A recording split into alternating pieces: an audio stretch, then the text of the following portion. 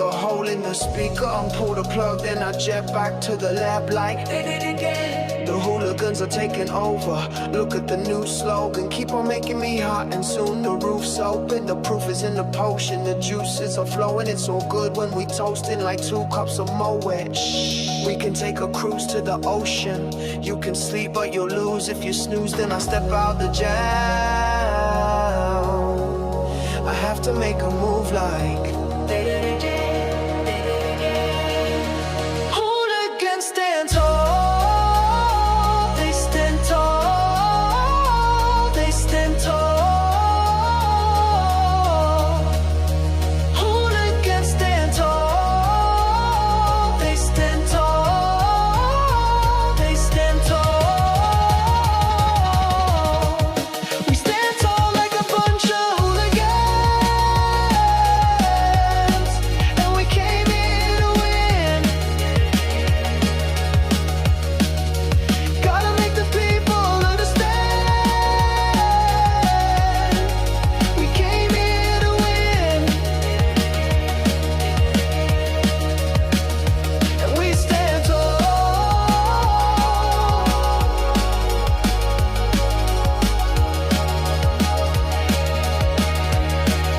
I have to make a move like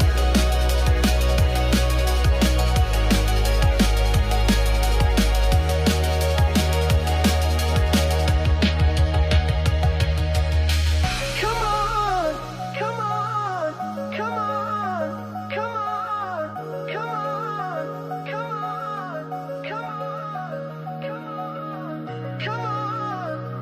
on, come on, come on, come on, come on.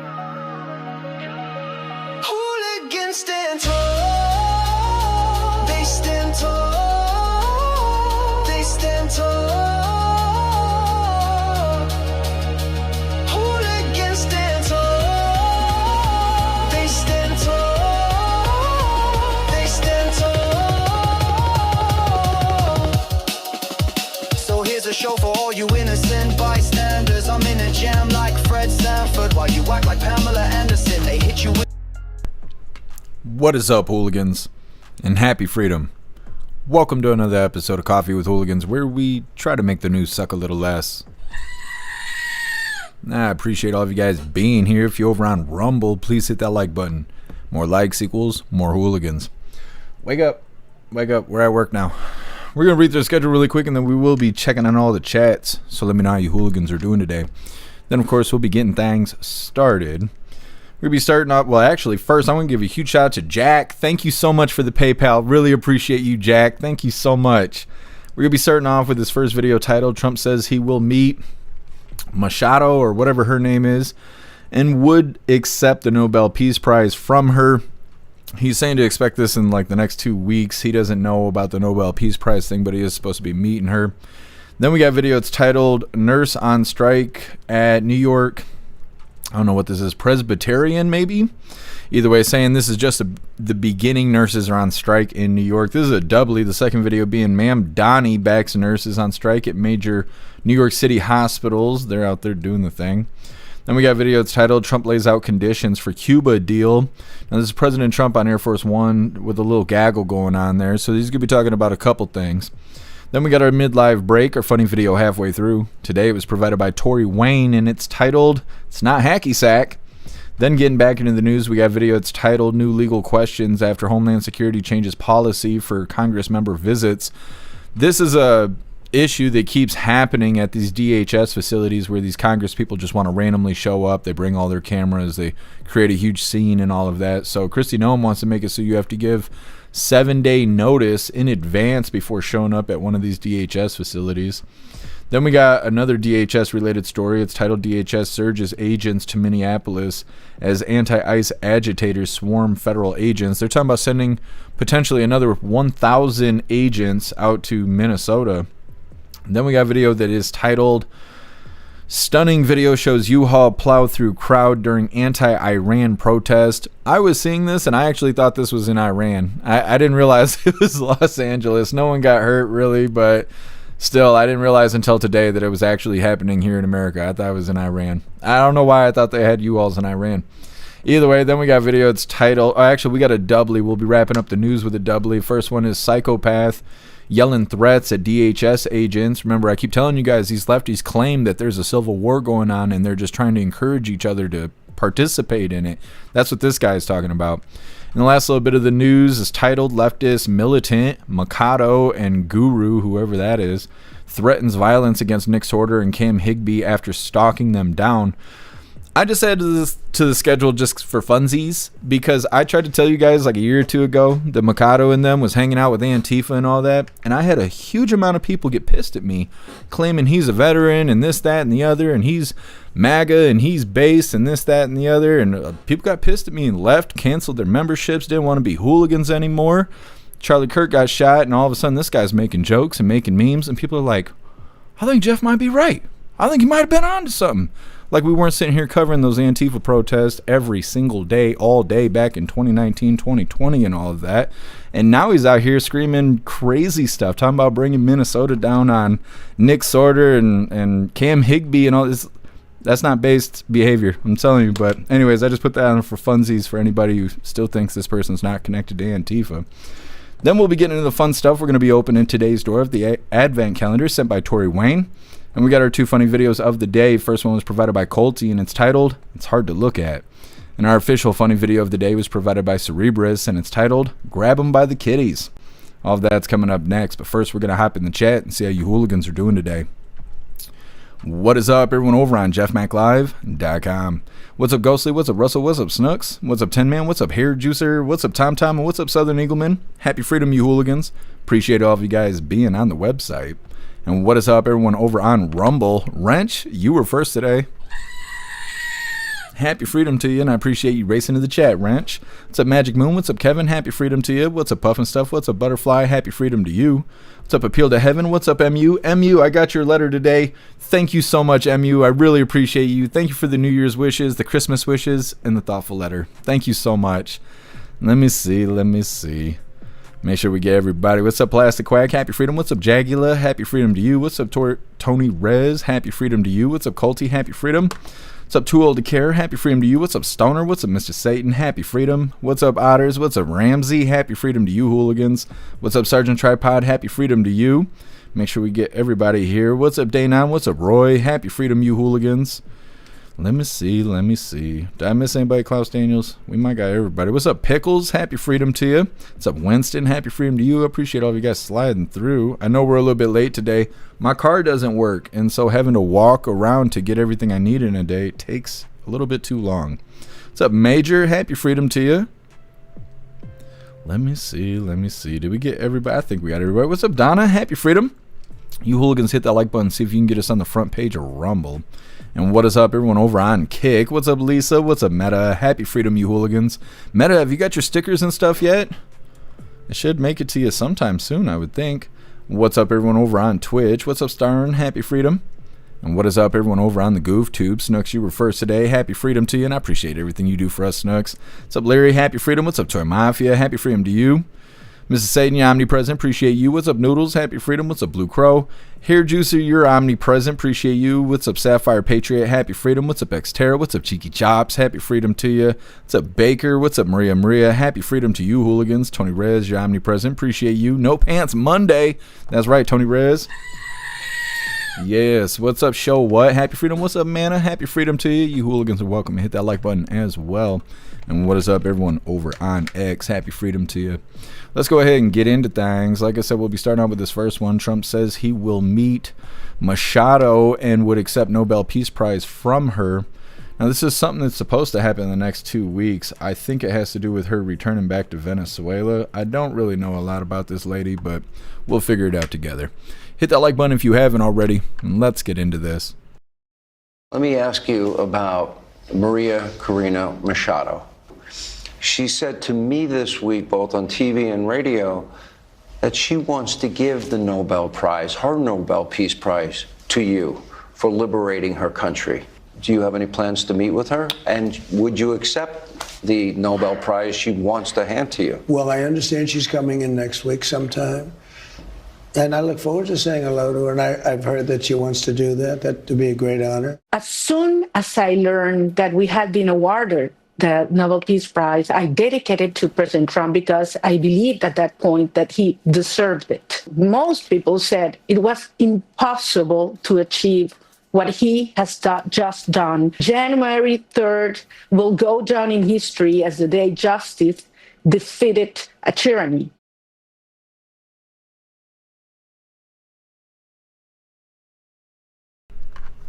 Okay, so she wants to give President Trump that Nobel Peace Prize. I've never heard it referred to like that.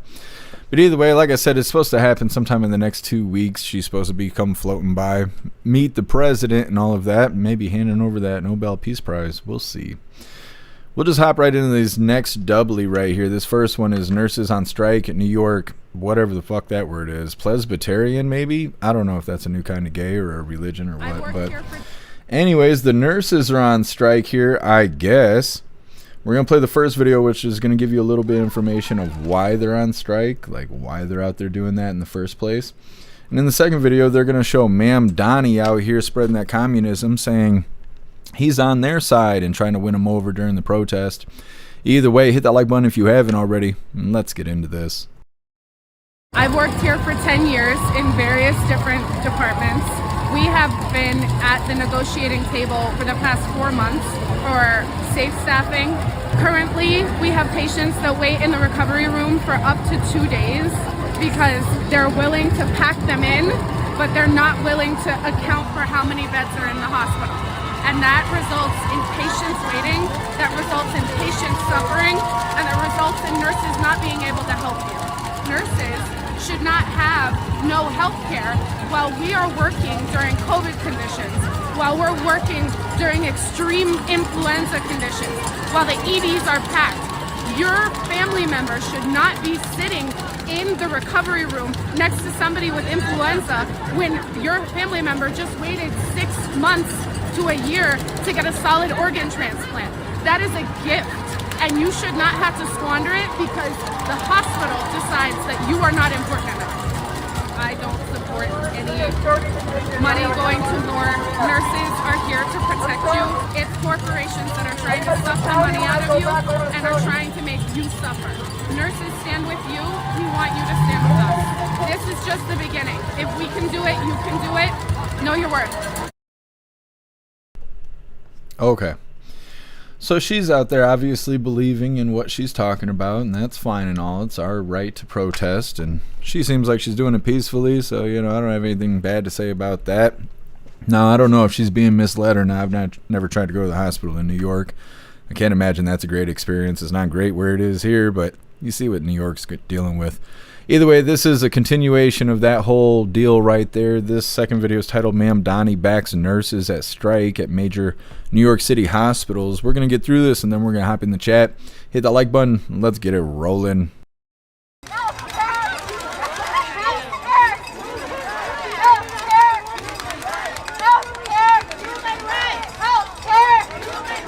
At every one of our city's darkest periods, nurses showed up to work. Their value is not negotiable, and their worth is not up for debate. We know that during 9/11, it was nurses that tended to the wounded. We know that during the global pandemic, it was nurses that came into work even at the expense of their own health. They showed up even when we didn't have protective equipment for them. They showed up even as others were staying home. Bottom line, they showed up. The CEO of New York Presby, where we are today, made $26 million last year. But for too many of the 15,000 Neisner nurses who are on strike, they are not able to make their ends meet. They are not asking for a multi-million-dollar salary. What they are asking for is for their pensions to be safeguarded, to be protected in their own workplace, to receive the pay and the health benefits that they deserve. Okay. Now, Mamdonai really thought he was saying something. Oh, they showed up. They showed up to work. Oh, they did? Yeah, that's because everybody else was told to go home. Everybody else got laid off. You weren't considered an essential worker if you were working at factories and all kinds of shit. Like, come on, Mamdonai. Act like we weren't all locked in the house for the lockdowns.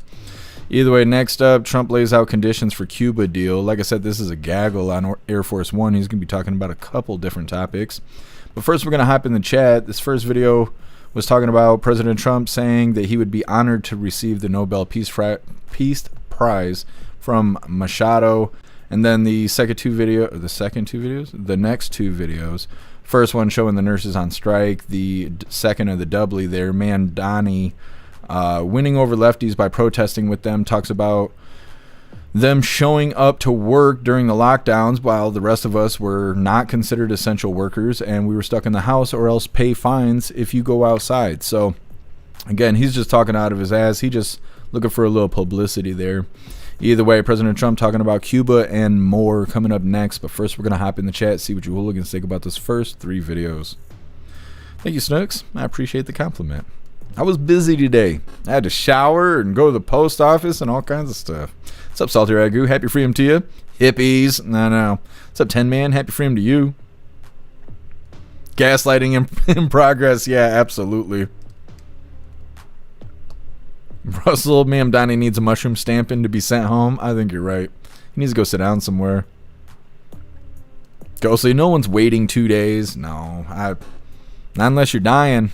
I don't know anybody would be willing to wait 2 days. What's up, Jay Spray? Happy freedom to you. What's up, Glamour? Happy freedom to you.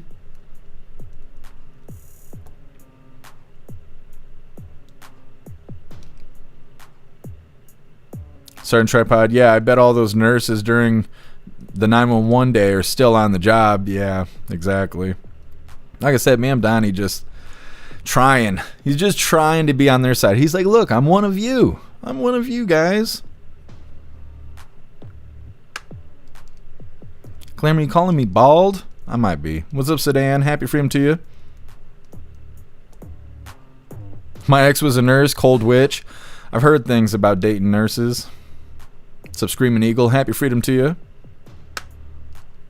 Roy, now he's talking about the 911 day? I know. It sounds desperate.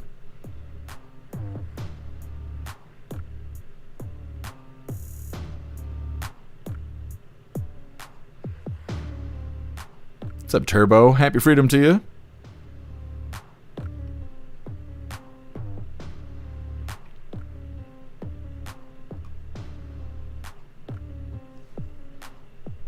Butterfly, I'm sure they were glad you took a shower. I know Klaus is. What's up, Rumac? Happy freedom to you. What's up, Watchman? There were a lot of people had to work during the lockdown. Roads were built and bridges, let's see, put in while everybody was at home. Yeah.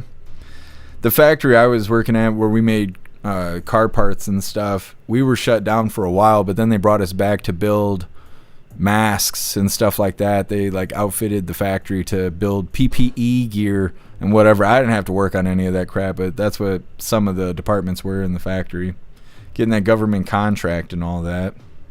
What's up, Freed the Texan? Happy freedom to you.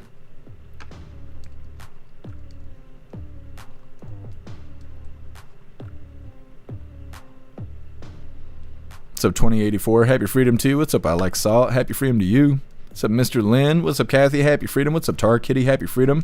What's up, Creek Water? Happy freedom to you. What's up, Love Tina? Happy freedom. So Roger, happy freedom to you.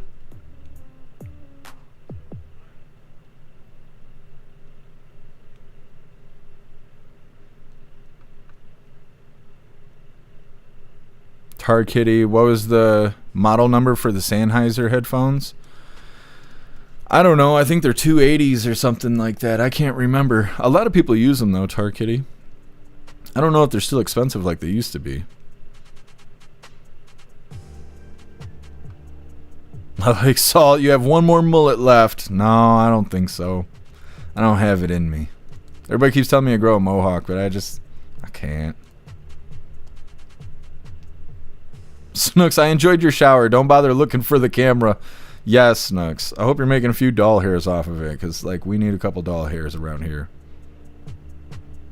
What's up, Cass? Happy freedom to you.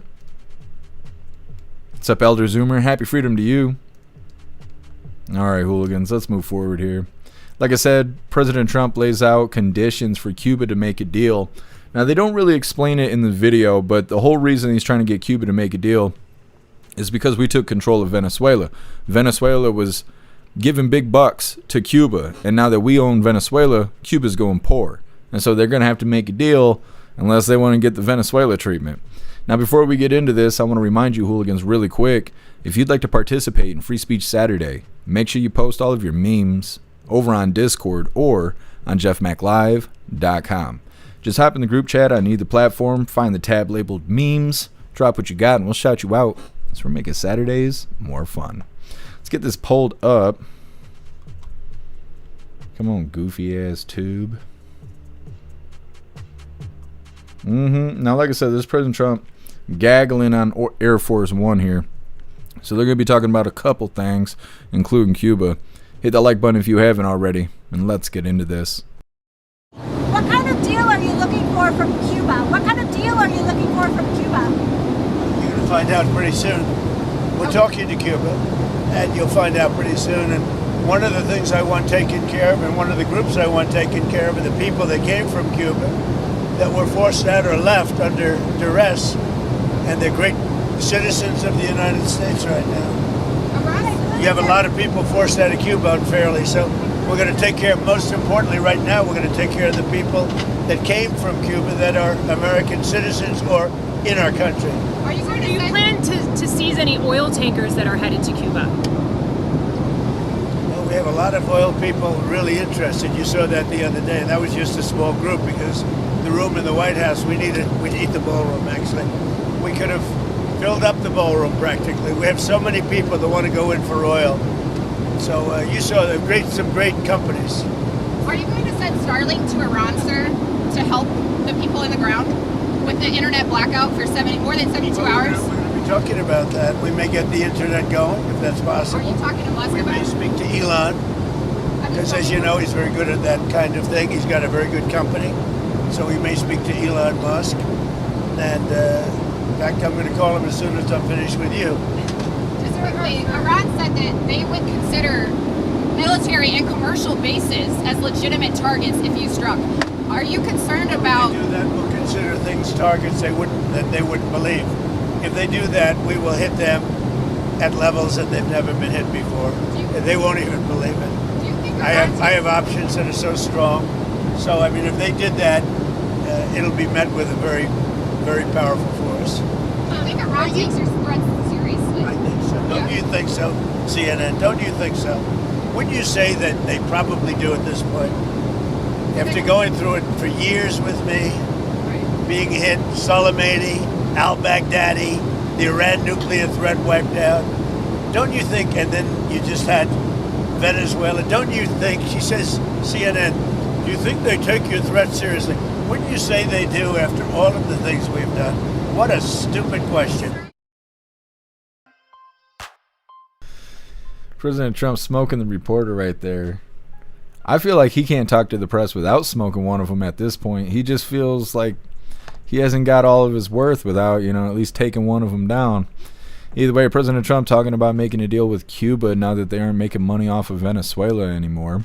Trump also talking about the possibility of sending Starlink to give internet to Iran while they're going through their protests and all that. President Trump also saying, if Iran wants to make a move, we will hit them at a level that they have never been hit before. And then President Trump, of course, smoking that CNN reporter as she asked President Trump if he thinks Iran is taking his threats seriously. He's like, what do you think? Next up, we got our midlife break, our funny video halfway through. Like I said, today is provided by Tori Wayne, and it's titled, It's Not Hacky Sack. It's coming up next, but first we're going to hop in the chat, see what you hooligans think about President Trump gaggling on Air Force One. What's up, Obnoxious Scott? Happy freedom to you.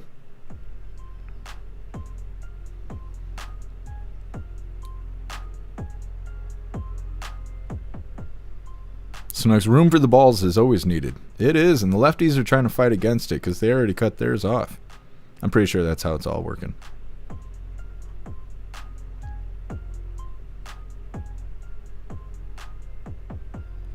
Butterfly the Communism News Network? Yeah. I guess they did the Golden Globes or something like that yesterday, movie award stuff, which I don't really watch that. But I did see a clip where somebody was saying that it's, what is it? CBS News or something like that, because that's where you see BS News. I was like, that was a good one. It's the only part of the Golden Globes worth watching, I suppose. Magic Moon, Cuba could grow sugar cane like Hawaii does. I didn't know they grew that out there. I think they process that stuff in Indiana. I used to live in Indiana for a very short period of time, and when I used to go to middle school there, you could smell it being processed in the morning. At least I think that's what it was. What's up, Rappy? Happy freedom to you.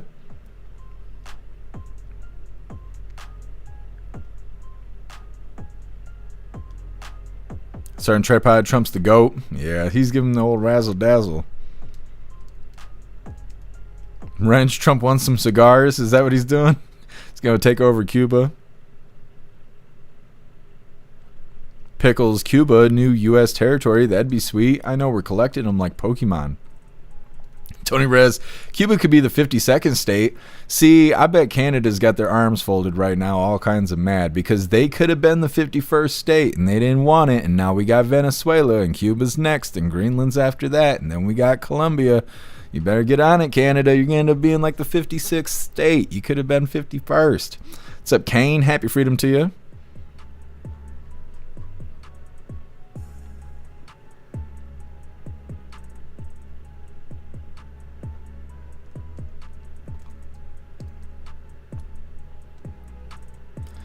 Meta military signals interrupting the communication. How is sending more Starlink to Iran going to help? I'm not sure. I don't know exactly what their plan is, but I remember when Egypt, I think it was doing their revolution or something like that in 2000 and something, 2010 maybe? I can't remember when it was. Maybe it was, I don't remember, 2005? I can't remember when it was. But the reason they were able to have their revolution was because they had internet. Their government tried to shut them down from communicating with each other by turning off Facebook and stuff like that. And through Wikipedia pages, they were able to communicate. They would build a document and other people would go to the document and they would edit it. And through the changes they would make through the document, they were communicating and they were able to organize, not necessarily a protest, but to get everybody to their version of town square. And they basically stood there until they overthrew the government. They shut everything down until a revolution happened. I had to study it when I was in college. They said that it's the most notable time that Anonymous has played a part in government change, because apparently Anonymous was the one that got all these people in Egypt, the locals in Egypt, to use the Wikipedia documents the way they did. Now, I don't know exactly how that happened, but when I had to study the shit, that's what it was talking about. And so if Iran doesn't have any government, then government has any internet, then it really blocks them from communication. So if they're able to have internet, maybe it helps with communication. Maybe that's what it is. I don't really know, though. We won't know till they do it. What's up, Rich? Happy freedom to you. Control the media, you control the people. Yep. The amount of people that are mad at ICE because of the Renee situation is crazy to me. Now, I know Soros is funding it and all that kind of stuff. That's why we're seeing so many people in the streets. But the people who argue in the comments on the internet, it's just so brain dead. It's clear that she hit that agent and that she should have stopped. And that her wife or girlfriend or whatever that was encouraging her to drive away in the first place. There was nobody was in the right there. And so I don't know why these people are out there screaming and squawking. There's a bunch of protesters in Michigan, I guess. I haven't seen any of them, but online I see these groups of 10, 12 people standing on the side of the road freezing their nuggets off. And they're all like, oh, fuck ICE. And it's like, why? Like, why do you care? Do you give a shit about what ICE is doing? Like, you're not getting picked up by ICE. ICE isn't interfering with your life. Like, I don't get it. Sorry they had to shoot somebody that wasn't complying and put one of the agents in danger. Like... It's unfortunate that they made those choices. I don't know. What's up, Angry E? Happy freedom. What's up, Ron J? Happy freedom to you. What's up, Wispy? Happy freedom. What's up, Miss Gen X? Happy freedom to you. Does anyone want a donut? What kind of donuts you got? What's up, Bloopy? Happy freedom to you.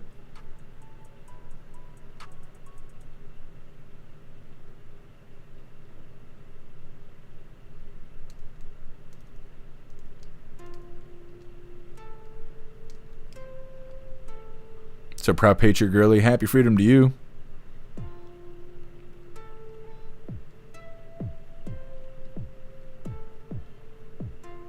Wispy, we're so close to Cuba. Perfect idea. Yep. I don't know. I don't know where the end is. We're out here just collecting these countries. It's for the greater good.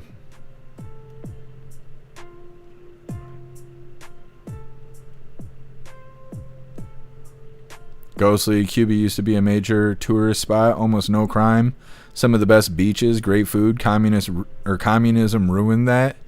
I didn't know that. I've never heard of anybody talk about Cuba like it was a good thing.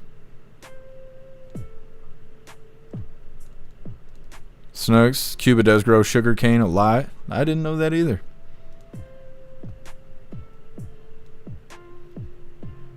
What is that, Jagula? Is that how you spell toupee? Because I don't need a toupee. I don't need that. I am not concerned about my hair. What's up, Fresca Bean? Happy freedom. What's up, Polish? Happy freedom to you. Cuba for rum and cigars. I mean, we got to get it from somewhere, you know? Just saying. Free the Texan. Protesters will protest against ICE because it's a Trump push thing. Yeah. Yep, he needs to just tell him, you know, breathing air is good for him. And we'll see how long they survive that. Either way, moving forward here. Like I said, midlife break coming up. Today it was provided by Tory Wayne. You guys are going to like this. You're going to like it. Or else. Like I said, this was provided by Tory Wayne, and it's titled, This Isn't...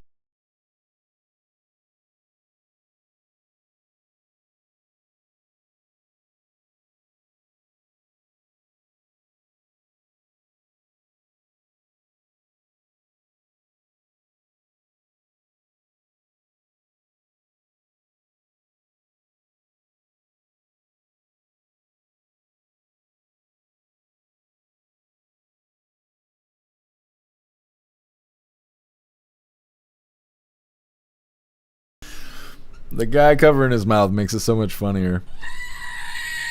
Holy, just rocketed his little coin purse there out of the atmosphere. Anyways, getting back into the news here. New legal question after Homeland Security changes policy for Congress members' visits. Now, we've covered quite a few videos like this where Congress people try to show up to these DHS facilities. And they, you know, usually don't get in, and they get roughed up, and everybody gets mad and all this stuff, and they claim it's bullshit because they're Congress people. Well, they do it for publicity reasons, and it causes a bunch of issues. Now, they're supposed to give 24-hour notice, I guess. That's what usually comes up when we cover these kind of stories. Well, DHS is making a change to their policy, saying that you now have to give a 7-day notice in advance instead of a 24-hour notice because they're doing all this publicity stunts by visiting these DHS buildings. Now, before we get into this, I want to remind you hooligans really quick, if you'd like to join the membership program over on Rumble and become an official hooligan, all you have to do is click that big red subscribe button right below where you type in the chat. Now, if you're on Android and using the Rumble app, you're unable to see that big red subscribe button. So you got to open a browser, go to rumble.com, come to the live, hop in the chat, and like I said, right below where you type in the chat, you will see that big red subscribe button. Click that button and jump through the hoops, and your name will be highlighted as an official Rumble hooligan. You'll have access to our custom emojis. We have chapstick emojis, scream and goat emojis, Klaus Daniels emojis, President Trump emojis, and more. It's a lot of fun during the live, especially during a Trump live. So definitely go join the membership program over on Rumble. Let's get into this video. Like I said, new legal questions after Homeland Security changes policy for Congress members visiting these DHS centers. Hit that like button and let's get into this.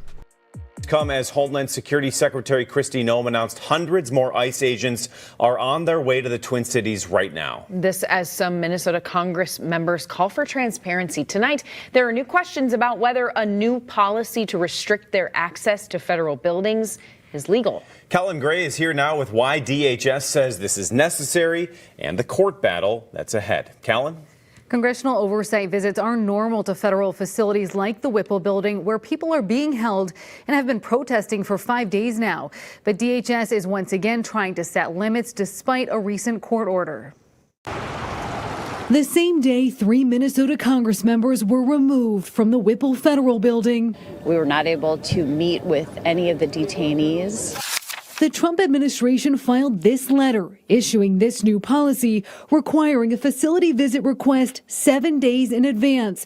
Quote, any requests to shorten that time must be approved by me, signed by Homeland Security Secretary Kristi Noem. There's real questions about the legality of it. Noem says it's necessary to ensure protection for those involved, that unannounced visits pull officers away from normal duties, and that, quote, there is an increasing trend of replacing legitimate oversight activities with circus-like publicity stunts.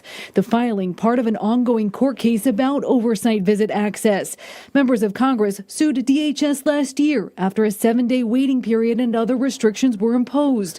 A judge issued a stay in the case last month. The stay like this, that means the status quo stays in place, which means members of Congress can continue to visit, and the Department of Homeland Security cannot change any of its policies or procedures pending the final decision in the matter. So if Homeland Security is now issuing a letter changing the policy about visits, that's violating the stay order.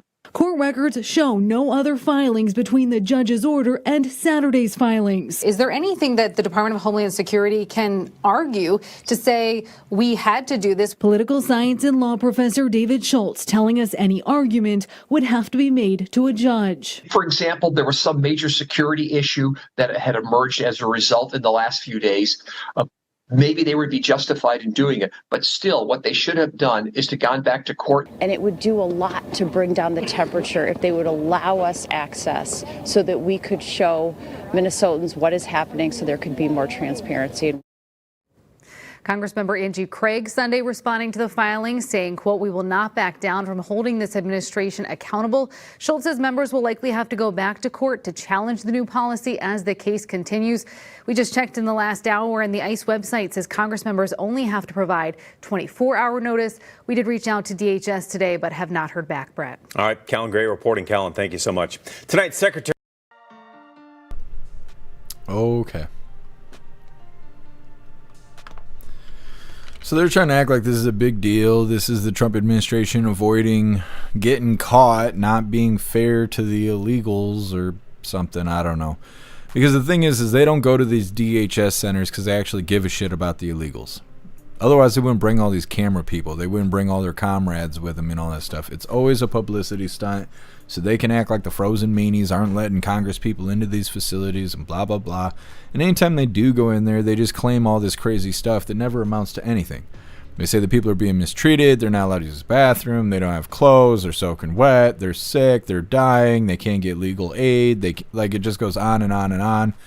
And then the department will release a statement saying none of that's true and that nobody will do anything and it doesn't matter and illegals still get deported and they do wham, wham, wham, boo-hoo, boo-hoo. That's all that ever happens. So now DHS is making this policy change saying that Congress people need to wait, or they need to give 7-day notice before they show up and do this goofy ass shit. Now again, Congress is trying to make it seem like they need 7 days to hide stuff. Maybe they do. I don't know. Being locked up's not great, but if these people wouldn't have came here illegally, they wouldn't have to worry about it. So, it's hard to say one way or another. Either way, next up we got another DHS video. This one's titled DHS Surges Agents to Minneapolis as Anti-ICE Agitators Swarm Federal Officers. They're talking about sending potentially another 1,000 agents to Minneapolis because they really like ICE there. It's coming up next, but first we're going to hop in the chat, see what you hooligans think about this DHS video. Like I said, them making it from 24-hour notice to 7-day notice in advance before stopping by this DHS center, whatever, these buildings. Ghostly, you won the race at 21. We're working at it, okay? You don't have to just outdo us all at once, Ghostly. We're trying to achieve greatness, too.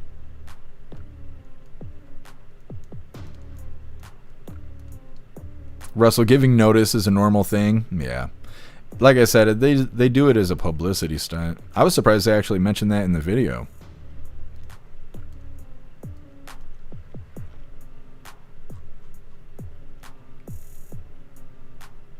Russell, my hair's getting altitude sickness and running downhill. See, I can't even grow facial hair. I'm just gonna be a bald baby. That's all I got. It just is what it is. What's up, Jeremy? Happy freedom to you. What's up, Puff and Stuff? Happy freedom to you.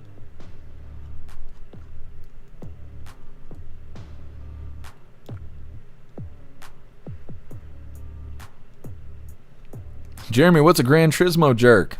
I've never done that before. Otters, they wouldn't let Matt Gaetz or MTG in to see the J6ers. Yeah. I remember when they were doing that and they were bringing a lot of attention to the J6ers.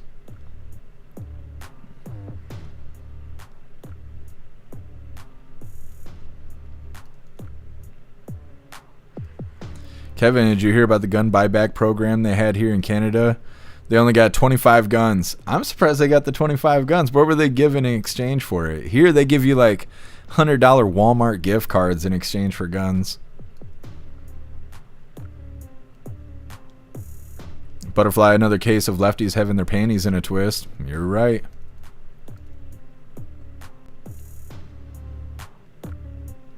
Sergeant Tripod, don't let them in to interfere at all. Yeah, because it never amounts to anything. They go in there and they boo-hoo really loudly and makes the news for a day or two, and then that's it. No changes are actually made. Day 9, they should have to give notice. As far as I know, they have to give 24-hour notice, but they talk about it very seldomly.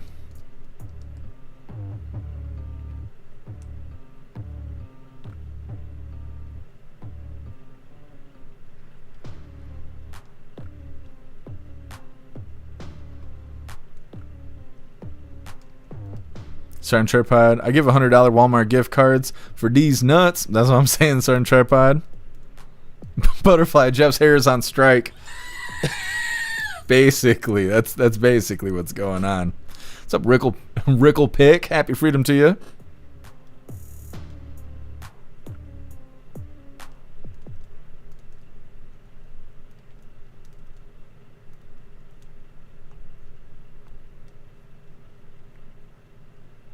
Jagula, what is that you just dropped in the chat? Did it make it on the screen? It did. I don't know what that is.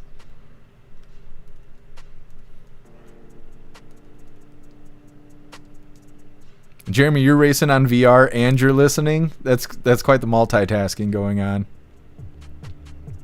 Major do a Fu Manchu. I can't grow facial hair right here. I got like little whiskers. You guys can't see it, but there's like 6 hairs that grow on each side right here for no reason, all by themselves, like little tufts. I don't know. I think I'm half kitty. I'm not sure. I might be Klaus's real father. We need to get on Maury.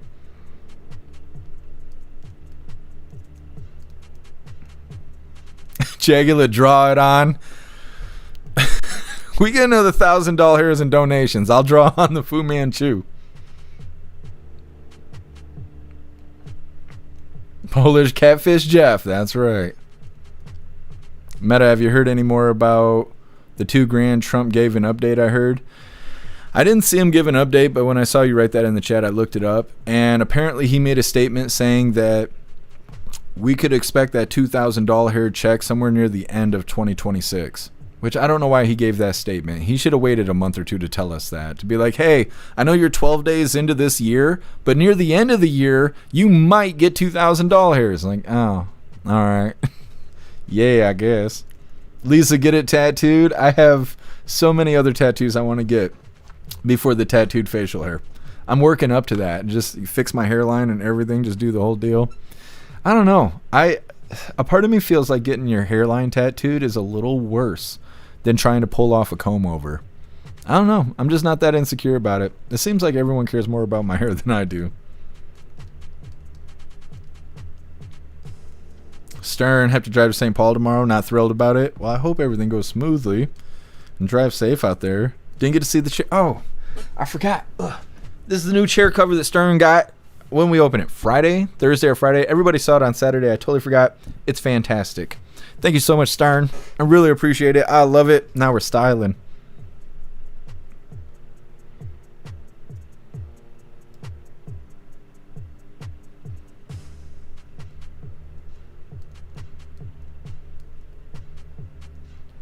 Ron, don't shave them. What are we talking about? The illegals? What's I'm not sure what we're referencing here.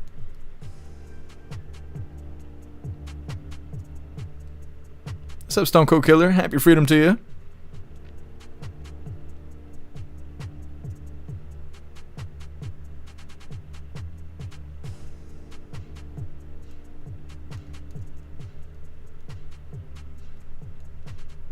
G-Chaps, I did a circle jerk once.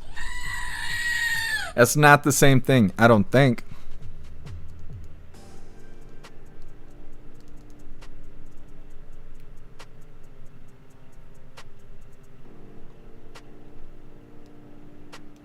Ghostly, there was a gun buyback program that got shut down because people were going to Home Depot making guns for like $20 and getting $100 per gun. I've seen videos like that where people are taking like pipe and attaching it to like a block of wood somehow or whatever, just basically meeting the minimum requirements for the description of a gun and then just cashing in on these buyback programs. I think it'd be worth it if you're getting cash, but these stupid Walmart gift cards, I don't know. I don't know if it's worth all that.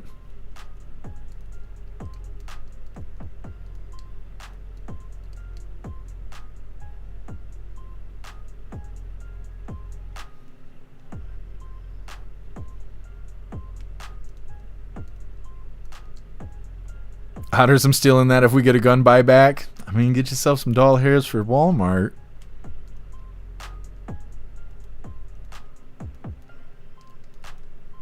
Pub stuff dropping the boobies in chat. Very nice. Alright, hooligans, moving forward here.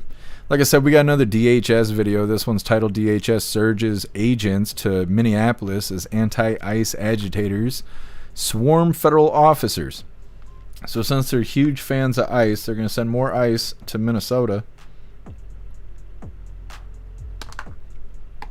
Alright, hooligans, hit that like button if you haven't already. And let's get into this. Right now, DHS is deploying hundreds of more federal agents to Minnesota as violent anti-ICE protests continue to rise in the... Matt Finn joins us live in Minneapolis with the details. Hey, Matt. Hi, Ainsley. DHS sources tell us up to 1,000 additional federal officers could surge Minneapolis here. That's on top of the already 2,000 agents on the ground. And this comes as DHS Secretary Kristi Noem is defending her assessment of the Renee Good shooting. If you look at what the definition of domestic terrorism is, it completely fits the situation on the ground. This individual, as you saw in the video that we released just 48 hours after this incident, showed that this officer was hit by her vehicle, she weaponized it, and he defended his life and those colleagues around him and the public. But the Democratic mayor of Minneapolis, Jacob Frey, disagrees and is slamming Secretary Noem. It sounds like she doesn't believe a single word that she is saying right now. Here's the thing, she's calling Minneapolis like this dystopian hellhole. You know how many shootings we've had so far this year? 2. And one of them was ICE. 2 shootings in a large city so far this entire year, and one of them is ICE. This is a safe city. ICE and Kristi Noem and everything they're doing is making it far less safe. And there's new video leading up to the moments of Renee Good's shooting death by an ICE agent on Wednesday.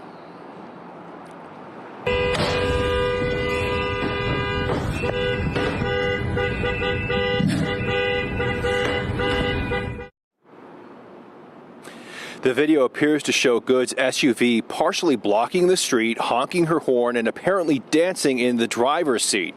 Border Patrol tells us it's dangerous for agents to be blocked in by a car because there are so many anti-ICE agitators who quickly surround them. A new video from last night apparently shows federal agents using crowd control tactics, firing tear gas and pepper balls at protesters outside the federal building where ICE detainees are being held. An independent photographer who was there says protesters tried to stop traffic in and out of the federal facility, and they were met with force. Now, this is happening in a city where the mayor has told ICE to get the F out, and highly organized anti-ICE activists are patrolling the neighborhoods. We asked Border Patrol during a ride-along if any of this is going to deter them. Absolutely not. We're out here to do a job, and we're not going to stop until it's done. if a mayor wants to say something that he's not for us, if anybody wants to say that they're not for us, that is not going to stop what we're doing in Minneapolis or anywhere across the country. And that was during a ride along with Border Patrol. I have to say, driving around the city, as soon as they get out of their cars, they are met with people who have those ear-piercing whistles, people, resisting, trying to surround the cars. There is really a highly organized anti-ICE, anti-Border Patrol network here on the ground in the Twin Cities. Back to you guys in New York. Thank you, Matt. I'm Steve Ducey. I'm Brian Kilmer. Okay. So they're saying DHS sending up to 1,000 more agents to Minnesota because the anti-ICE groups that are now even more fired up because of the ICE-involved shooting. See how it goes. They like ICE so much they're going to get some more. Next up, I don't know why they titled it like this. A stunning video shows U-Haul plow through a crowd during an anti-Iran protest. Now, like I said earlier, I actually thought this was something that was happening in Iran because my goofy ass thinks they got U-Haul over there. But apparently this happened in Los Angeles. It's coming up next, but first we're going to hop in the chat, see what you hooligans think about Minnesota getting up to 1,000 more ICE agents. Ghostly, my dude, we are 12 days in. I know. Gaslighting so hard. They're like, we've only had 2 shootings this year in 12 days. That's too many. That is too many.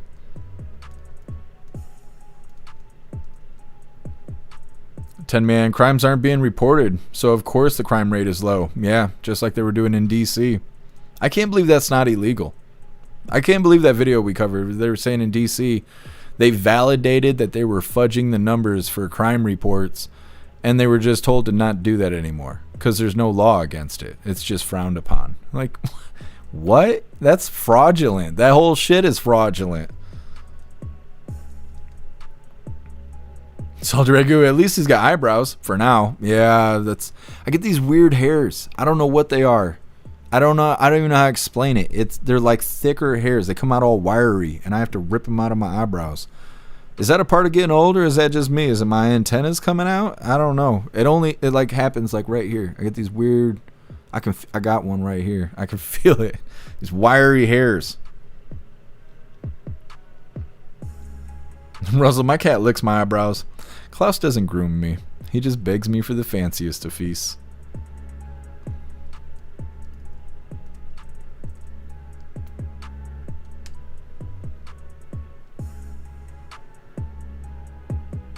Keep it salty. ICE was out in full force in San Diego this weekend. They're not messing around. Yeah. What's up, Zeus Boot? Happy freedom to you. Kane, the antenna's much lower. I was wondering. I was trying to figure it out. The anatomy of a hooligan.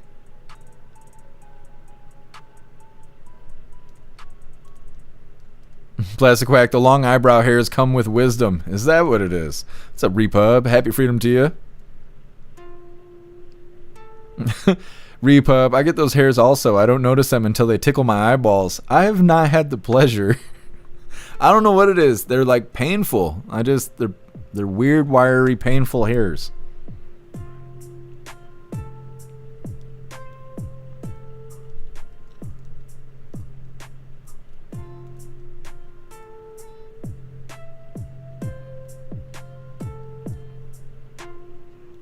Otters, my bingo card is rapidly filling up. Yep, 12 days in.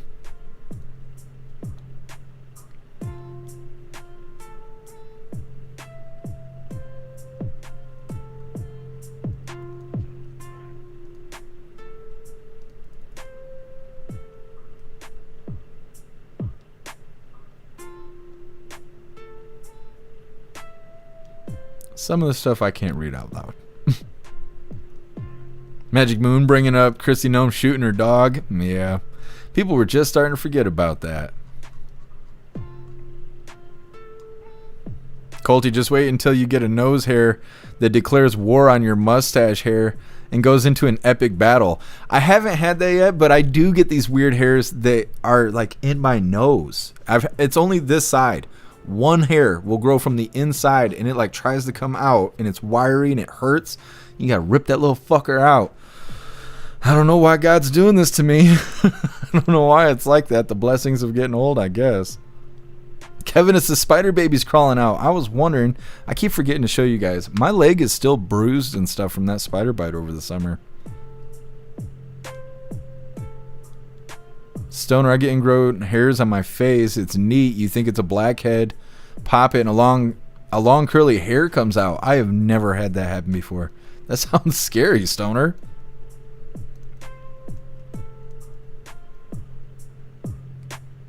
Colty, you're ripping out your brain roots. Well, you know, needs to get out of my face.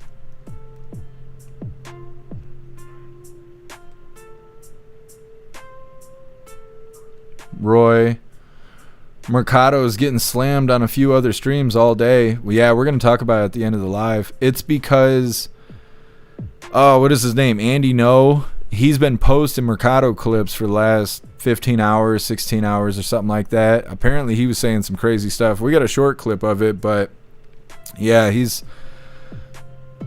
I don't know. He's got people riled up, and because Andy No is sharing it, a lot of people are spreading that information around. What's up, Pag? Happy Freedom.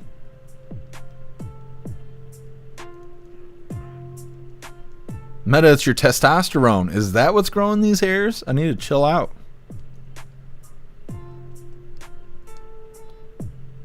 Meta, yeah, most of my tattoos that I want are words.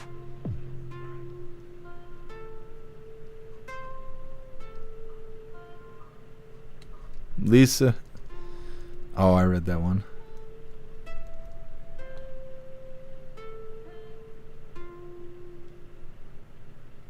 Alex saw older age blessings. Yeah, that's what I figured.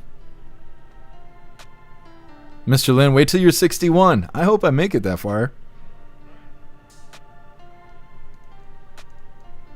So Brian, happy freedom. The hairs are squatch sprouts. Is that what it is? What's up, Canna? Happy freedom. Just wait for the ears and nose. See, I don't have any issues in my ears yet. I don't know what it's going to be like ripping hair out of there. That kind of scares me. What's up, 1111? Happy freedom to you.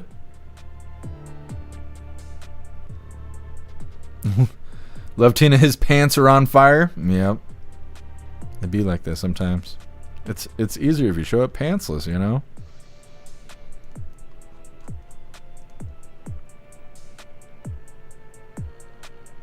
What's up, Larry? Happy freedom to you. 10 man, I listened to Machado last night and his mental health isn't good. Yeah. 10 man, he was all over the place. Like I said, he got people riled up. He's going to get all that publicity he wants, I guess. Stoner, I want a tattoo of me as a child on a milk carton. That's something, Stoner. That is something. Do you have the picture prepared? Have Salty Ragu do it. Hooligans doing tattoos on hooligans. Alright, let's move forward here. Like I said, stunning video shows U-Haul plowing through a crowd during an anti-ICE protest. I still don't know why they titled the video like that, but that's okay. Now before we get into this, I want to remind you hooligans really quick that our friend Larry could use your help. Larry's been in need of a kidney transplant, and he's recently been in and out of the hospital quite a bit. I put together a page for him over on the website. It's got his story, details, links, and he even made a GoFundMe. If there's any way you can help our friend Larry, please go check out his page over on the website. Let's get this pulled up. I don't know why I thought they had U-Hauls in Iran. They don't even have floors. I just thought they had U-Hauls? I don't know what the fuck I was thinking. Either way, like I said, stunning video shows U-Haul plow through a crowd during an anti-Iran protest. Now, this actually happened in Los Angeles, not in Iran. And you're not going to watch people get ran over or anything like that. There's not going to be any crazy stuff. Nobody was injured except for the driver, and I believe that was after he got out of the truck. Either way, hit that like button if you haven't already, and let's get into this.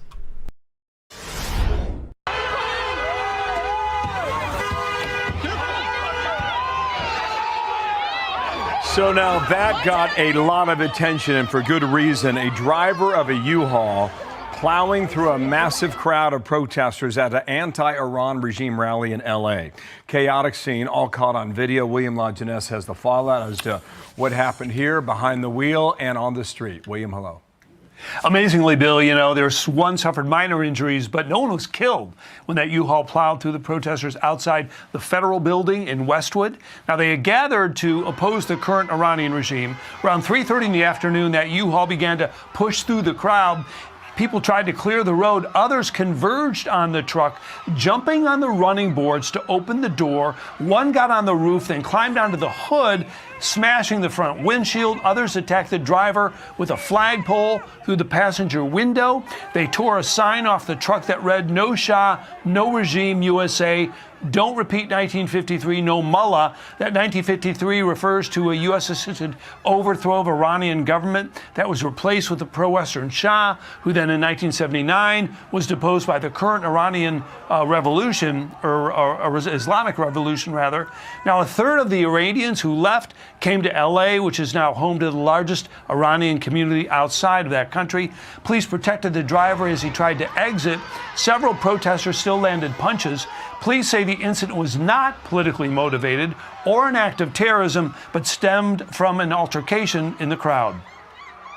He definitely stepped on it purposely, but I think he was more scared for his life. You know, he shouldn't be there in the first place, but he was definitely scared for his life.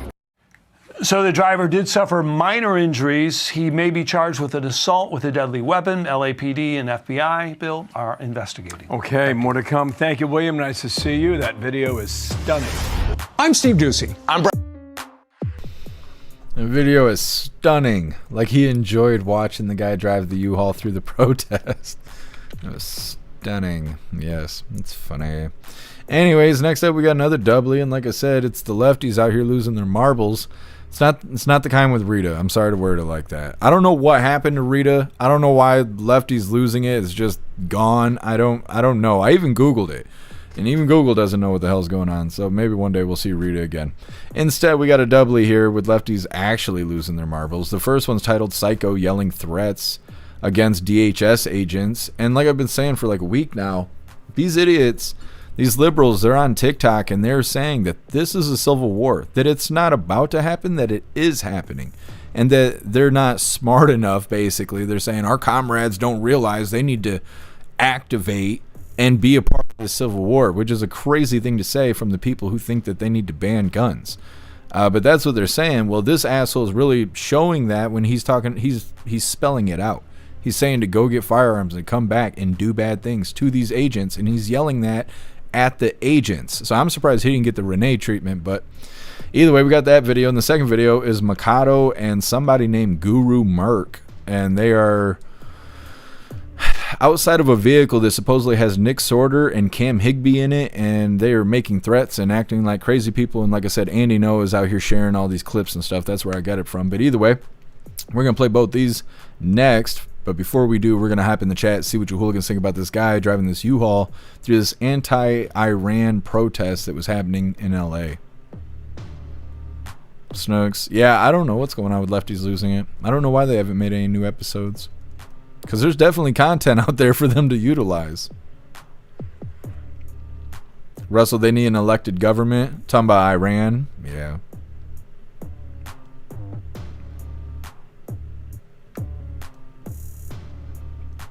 Yeah, Ghostly. Yeah. We're at a civil war, but it's not Tifa fighting it. It's local police department and governments threatening to go after federal agents and radical judges. Yeah. It's like red tape fighting itself.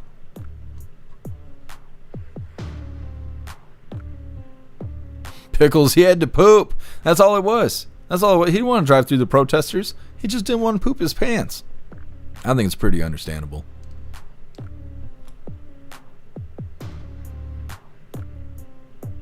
Wrench, they need to ban those assault U-Hauls. I've been saying it for years.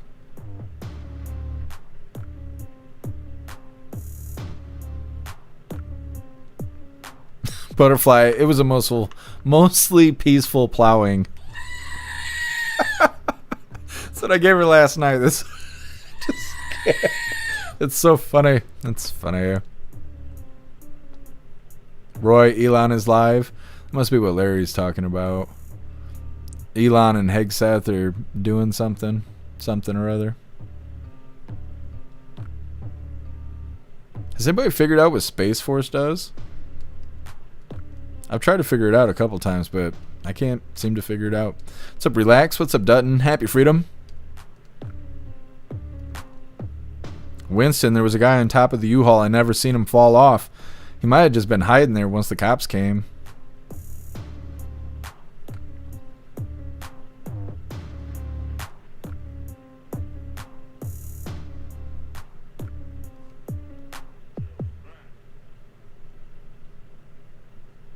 Sergeant Tripod, they forced the space.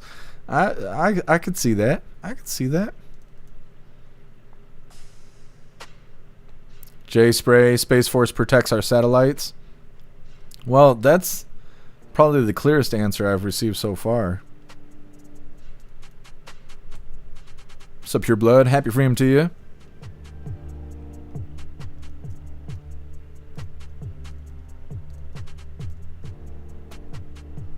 Meta, Rita's wearing the color clear. She may be.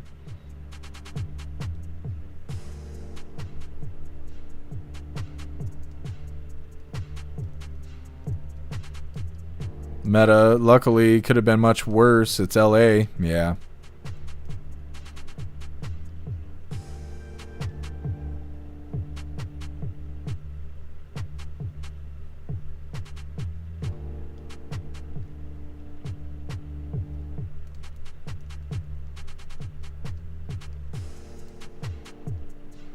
Roger, I do believe that people should not walk down the side of the street or in the middle of the street. More efficiently just block the traffic.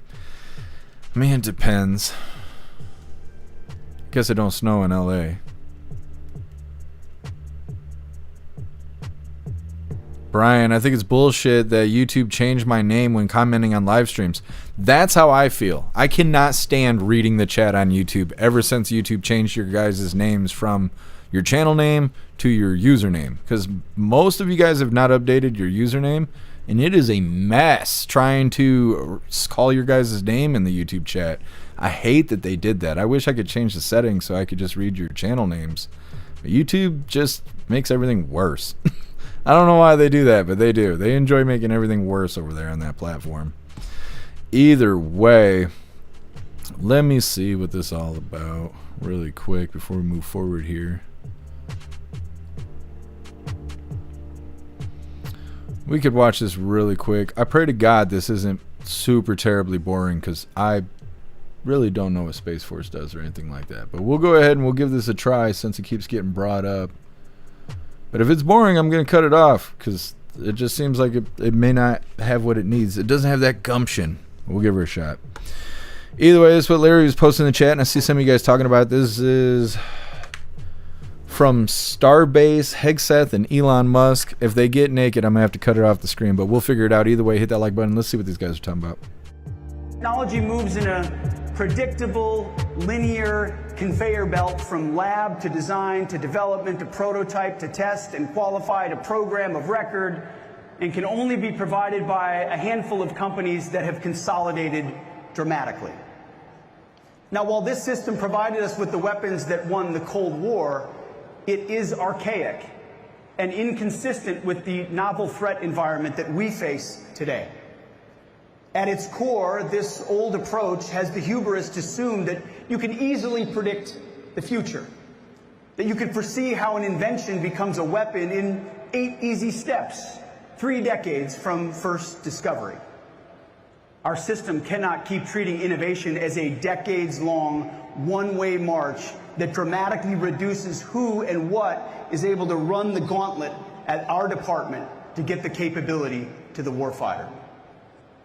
Until this administration, the Trump administration, the department's process for fielding new capabilities had become just one more post-Cold War peace dividend relic that has not kept up with the times. Worse than that, we've done nothing but add layer upon layer of committees and councils that coordinated but never decided.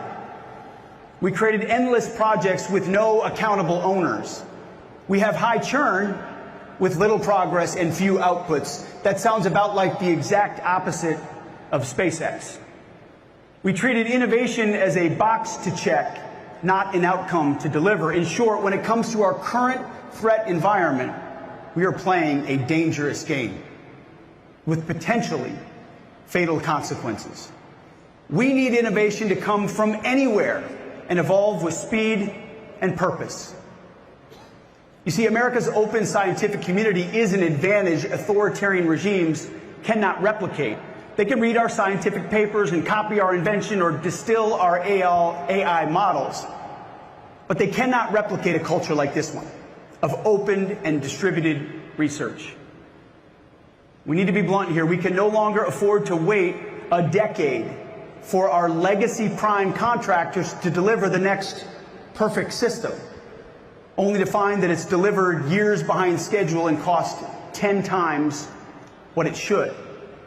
Winning requires a new playbook. Elon wrote it with his algorithm. Question every requirement, delete the dumb ones, and accelerate like hell.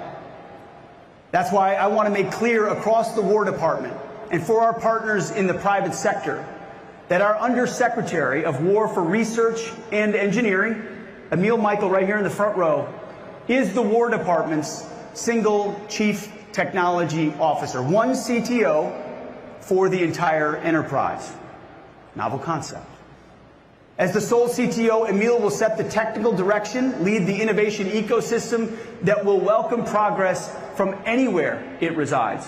And he'll tell me, face to face, every day, and frankly, whether we are gaining or losing the technology and innovation competition. He'll have the decision authority and will lead through rigorous evaluation with a focus on real, measurable outcomes. Now, Congress, and we have many members of Congress with us here today, will be our partner in this.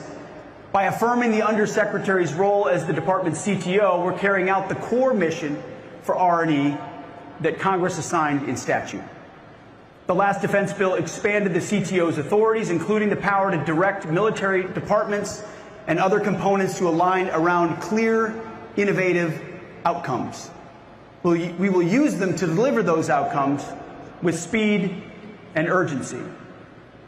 An empowered CTO will inject a disruptive mindset directly into our systems, directing the power of America's world-leading scientists and entrepreneurs, our cutting-edge labs, the tech ecosystem, and our capital markets to build what the warfighter needs, but to do so better, faster, and cheaper. And Emil is the right man to do it. You see, this isn't about military structure. This is about building an innovation pipeline that cuts through the overgrown bureaucratic underbrush and clears away the debris, Elon style, preferably with a chainsaw, and to do so at speed and urgency that meets the moment. As I've said repeatedly to every audience, the President of the United States and I have the backs of our warfighters, who have to make split-second life and death decisions on the battlefield. Now, I want this audience to know that we also have the backs of innovators who share that very same urgency. American taxpayers, especially those parents whose sons and daughters have answered the call to serve, I swore in 10 more today, demand, and I demand, and we demand, that we arm our warfighters with overwhelming and lethal technology right now, not a decade from now. In modern warfare, the fastest innovator and iterator will be the winner. And no one can out-innovate an American entrepreneur who has been liberated from the constraints of stifling bureaucracy. That old era ends today. We are done running a peacetime science fair while our potential adversaries are running a wartime arms race. Right now, from garage startups to factory floors to boardrooms across our nation, the question of how to harness innovation coming out of America's AI ecosystem is front and center, and rightfully so, because it has the potential to disrupt and transform every area of human endeavor. The same is true in the Department of War. President Trump's AI executive order spells out our approach succinctly. It is the policy of the United States to sustain and enhance America's global AI dominance in defense of human flourishing, economic competitiveness, and national security. That, ladies and gentlemen, is the War Department's mission. We must ensure that America's military AI dominance, so that no adversary can exploit that same technology to hold our national security interests or our citizens at risk. America first in every domain. Last month, I took the first step toward changing how the department does business with frontier AI technologies when we announced the rollout of Gen AI with our partners from Google. And I want to thank the Google team for leaning forward and making the investment to get their Gemini app to about 3 million users in the War Department.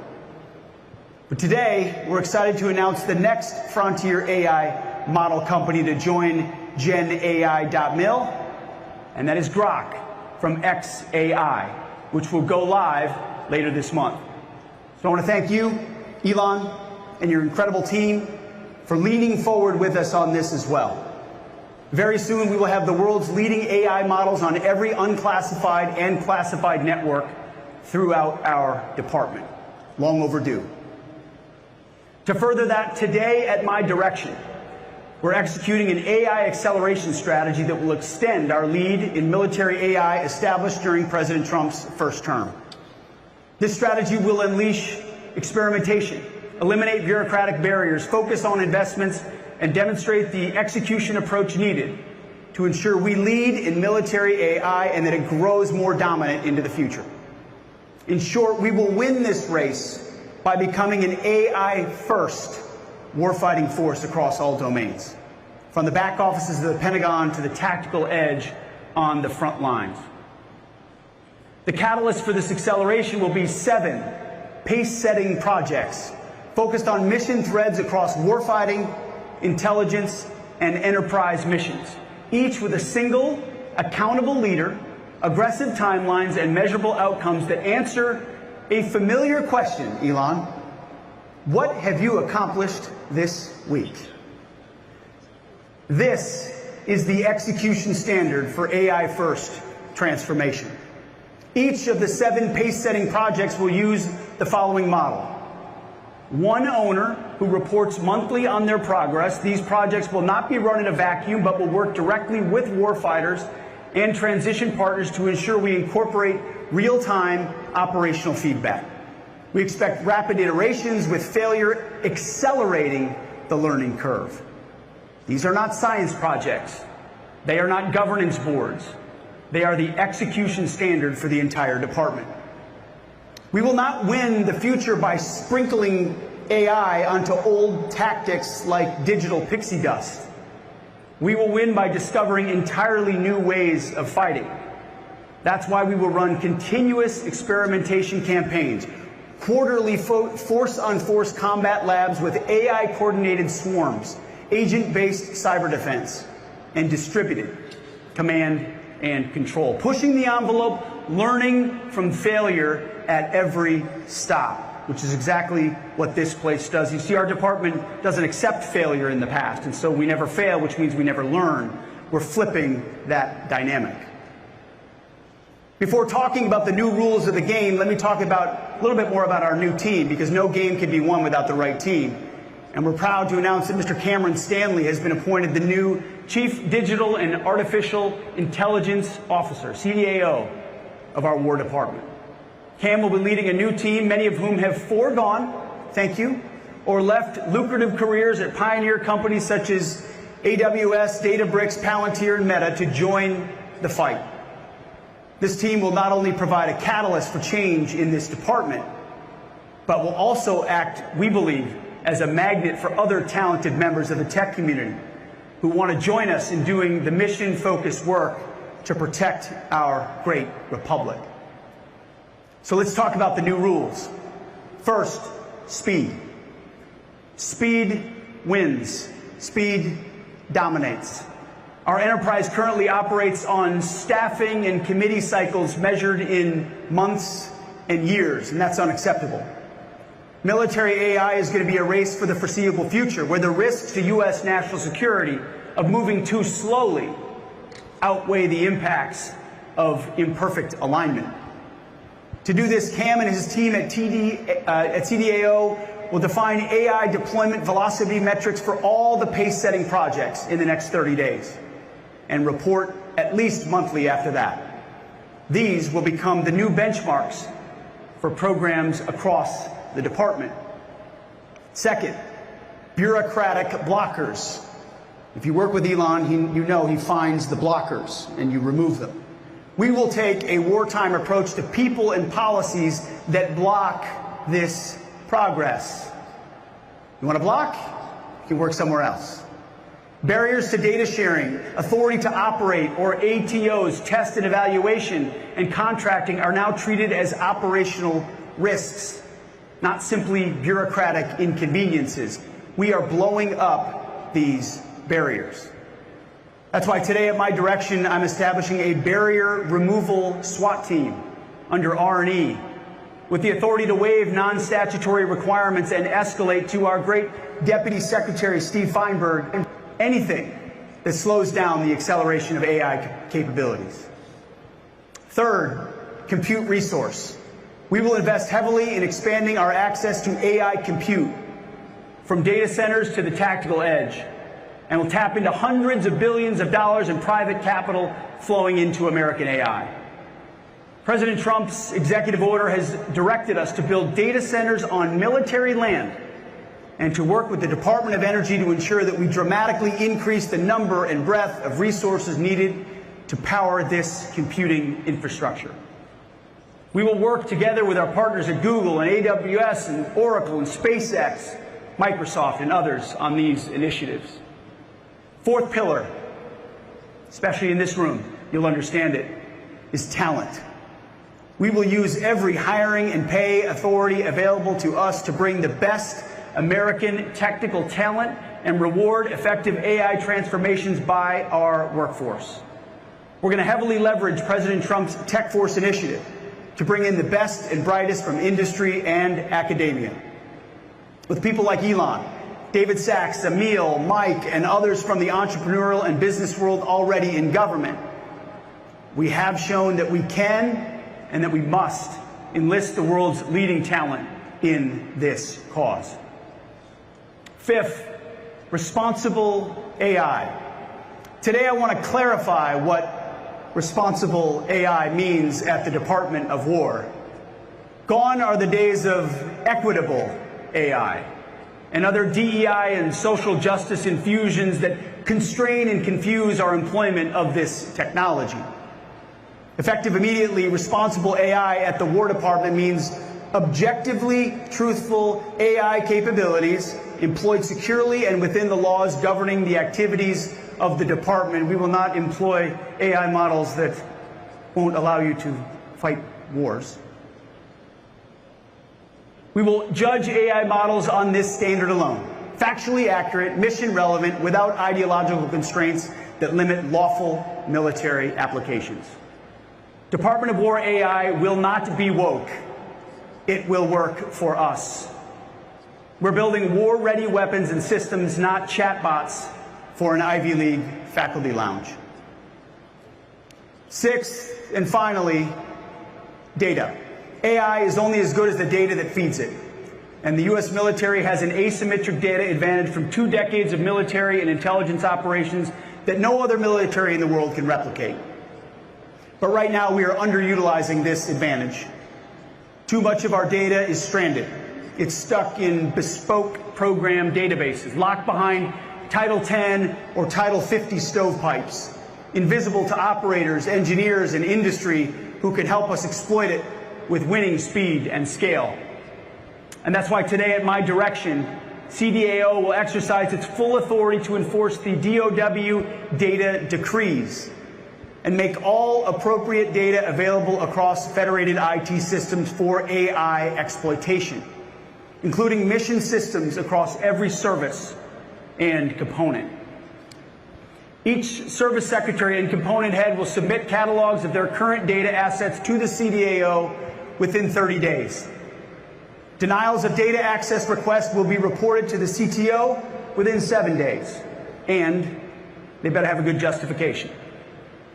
Today, I'm also directing the Undersecretary for Intelligence and Security, Brad Hansel, to ensure appropriate data from across our intelligence enterprise receives the same treatment and can be fully leveraged to warfighting capability development and operational advantage. AI is only as good as the data that it receives, and we're going to make sure that it's there. Persistent barriers to data access will be escalated to the Deputy Secretary of War for resolution, with authority to reassign or terminate personnel or withhold funding from non-compliant activities within the statutory limits. We'll be clear here. As I said, data hoarding is now a national security risk, and we will treat it that way. AI is an important part of the future, but here's another truth that we've ignored for too long. Beyond AI, we've treated every other kind of innovation as if they're the same. As you know, they're not. We need to break down unnecessary barriers to rapid technological development, adoption, and transition. Some of you will remember this. A generation ago, one of my predecessors, in a dinner speech to industry now infamously known as the Last Supper, advocated for the consolidation of our defense industrial base. This consolidation created a closed innovation ecosystem dominated by just a handful of prime contractors. The results have been characterized by soaring costs, sluggish delivery, and stagnant innovation. That's what President Trump's recent executive order on the defense industrial base and defense companies seeks to address. It makes crystal clear that the priority of the legacy prime contractors must be our nation's national security, not the next earnings call. That means less focus on stock buybacks and more investment on the men and women on the factory floor. It means less stockholder dividends and more investment in infrastructure, plant, and equipment. Today, that old era comes to an end. The Department of War is reopening to the disruptive energy and agile creativity of our nation's tech startups, funded by our world's leading capital markets. I'm directing my Chief Technology Officer to lead this charge, and his wingman, as always in this effort, Undersecretary for Acquisitions and Sustainment, Mike Duffy. For too long, we organized our ecosystem around stages and silos, labs over here, so-called rapid units over there, commercial outreach in a different building or on another coast altogether, and warfare fighters somewhere at the end, almost an afterthought. The result is duplication, drift, and confusion. And like the acquisition process we are already fixing, the creation of organizations to work around the problems in the innovation ecosystem rather than taking the bold steps needed to transform it. We created an old ecosystem to get around the actual system. No more. Every dollar of innovation, whether it may be in a lab or a startup or a classified shop, must exist to deliver one of three things: game-changing technology, scalable products, or new ways of fighting. If it's not doing one of those three things at speed, it will be realigned or it will go away. And that's why I'm entrusting Emil as the CTO to ensure that this directive across the department is rapidly carried out. Emil, you're going to be busy. Again, what we're talking about today is a transformation in the way we think about innovation. In requirements reform led by Mike Duffy, we killed an old model, a sclerotic model, and rewired the department so that problems, money, and experimentation live in one system. In acquisitions reform, we killed the defense acquisition system and created accountable portfolio acquisition executives, making speed to delivery our organizing principle. We're going to do the same for technological innovation. That's why today, at my direction, we are ending the alphabet soup of councils that meet and brief and write memos and schedule meetings but never decide and rarely, if ever, accelerate outcomes. Effective immediately, the Defense Innovation Steering Group, the Defense Innovation Working Group, and the CTO Council are disestablished and abolished. In their place, the CTO will convene a CTO action group to assist him in making decisions, clearing bureaucratic blockers, holding leaders accountable, and most importantly, quickly delivering new technologies to our warfighters. Every organization in this ecosystem must earn its place by delivering warfighting advantages faster than our adversaries can adapt. No sacred cows, no exceptions. To back up the CTO, today at my direction, we are realigning two pillars of the War Department's innovation ecosystem. First, the Defense Innovation Unit, or DIU.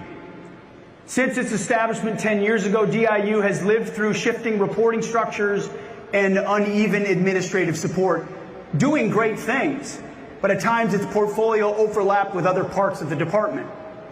Effective today, DIU is designated a Department of War field activity, providing exceptional tech scouting, rapid contracting, and other common services to the department, executed at commercial tempo. The CTO will provide support to DIU for administrative and resource matters and ensure that the unit's efforts fit into the department's innovation priorities. The director of DIU will also continue to report directly to me as a principal staff assistant and carry out its statutory duties.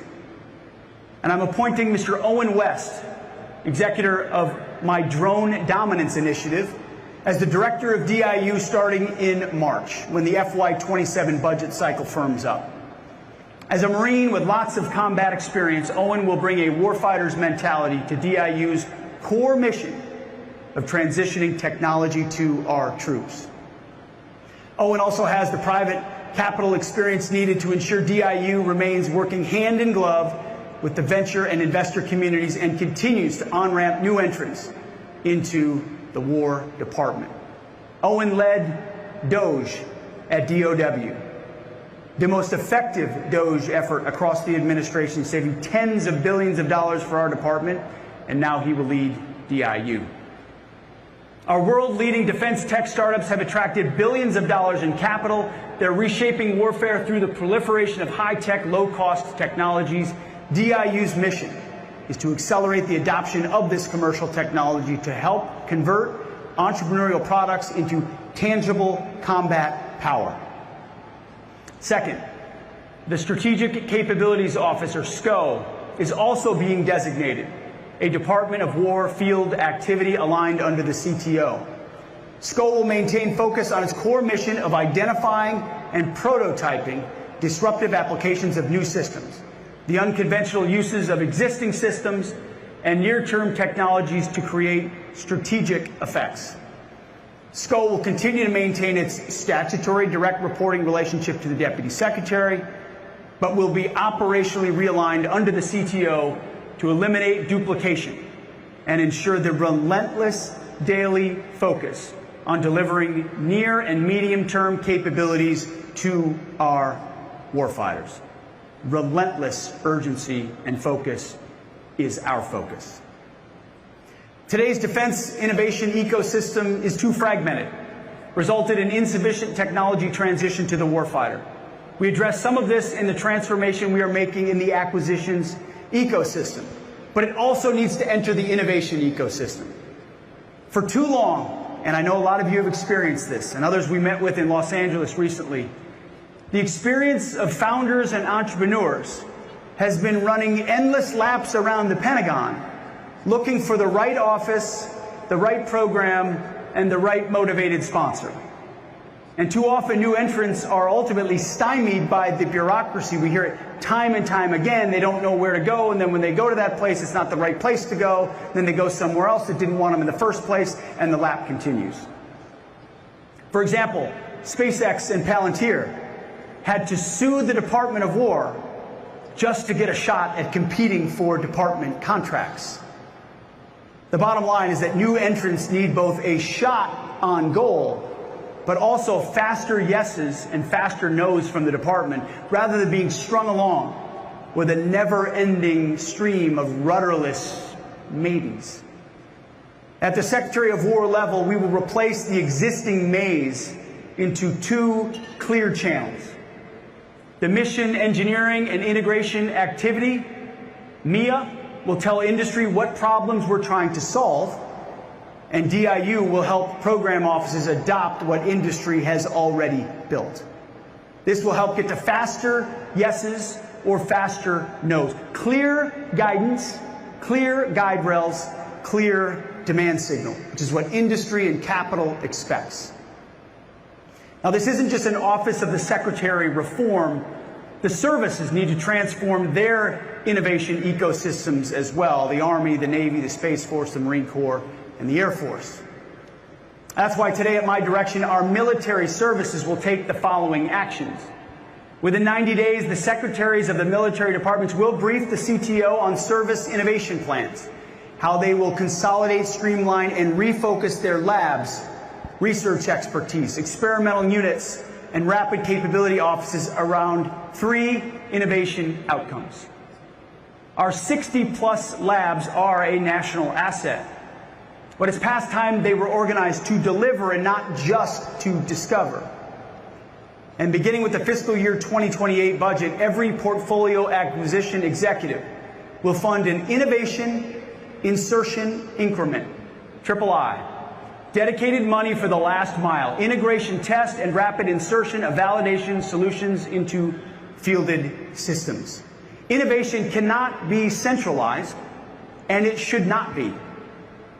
In fact, hope it's okay I name them, but just this past weekend I received an email, a proposal from an Army captain named Drennan Green, who I've known for a while.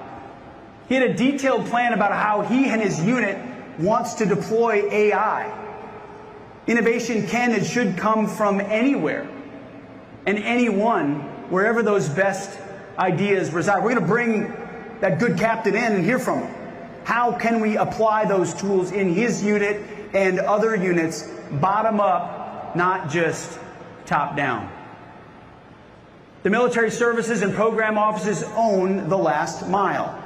And to that end, I'm directing the services to establish that III, innovation insertion increment, within the budgets of all program portfolios. This will ensure that they have funds set aside to quickly integrate innovations during weapons system development. This will be a tool to free new, innovative, cutting-edge weapons and improvements from the constraints of yearly budget cycles. Here you iterate in terms of hours and days, maybe weeks. In Washington, we talk in terms of months, years, and oftentimes multi-years. It's too slow. The CTO ecosystem will give them the supply. Services are contributors to this ecosystem, not bystanders. They must deliver outcomes, and they must deliver overmatch. And speaking of budgets and budget cycles, you may have seen President Trump's truth post of a few days ago.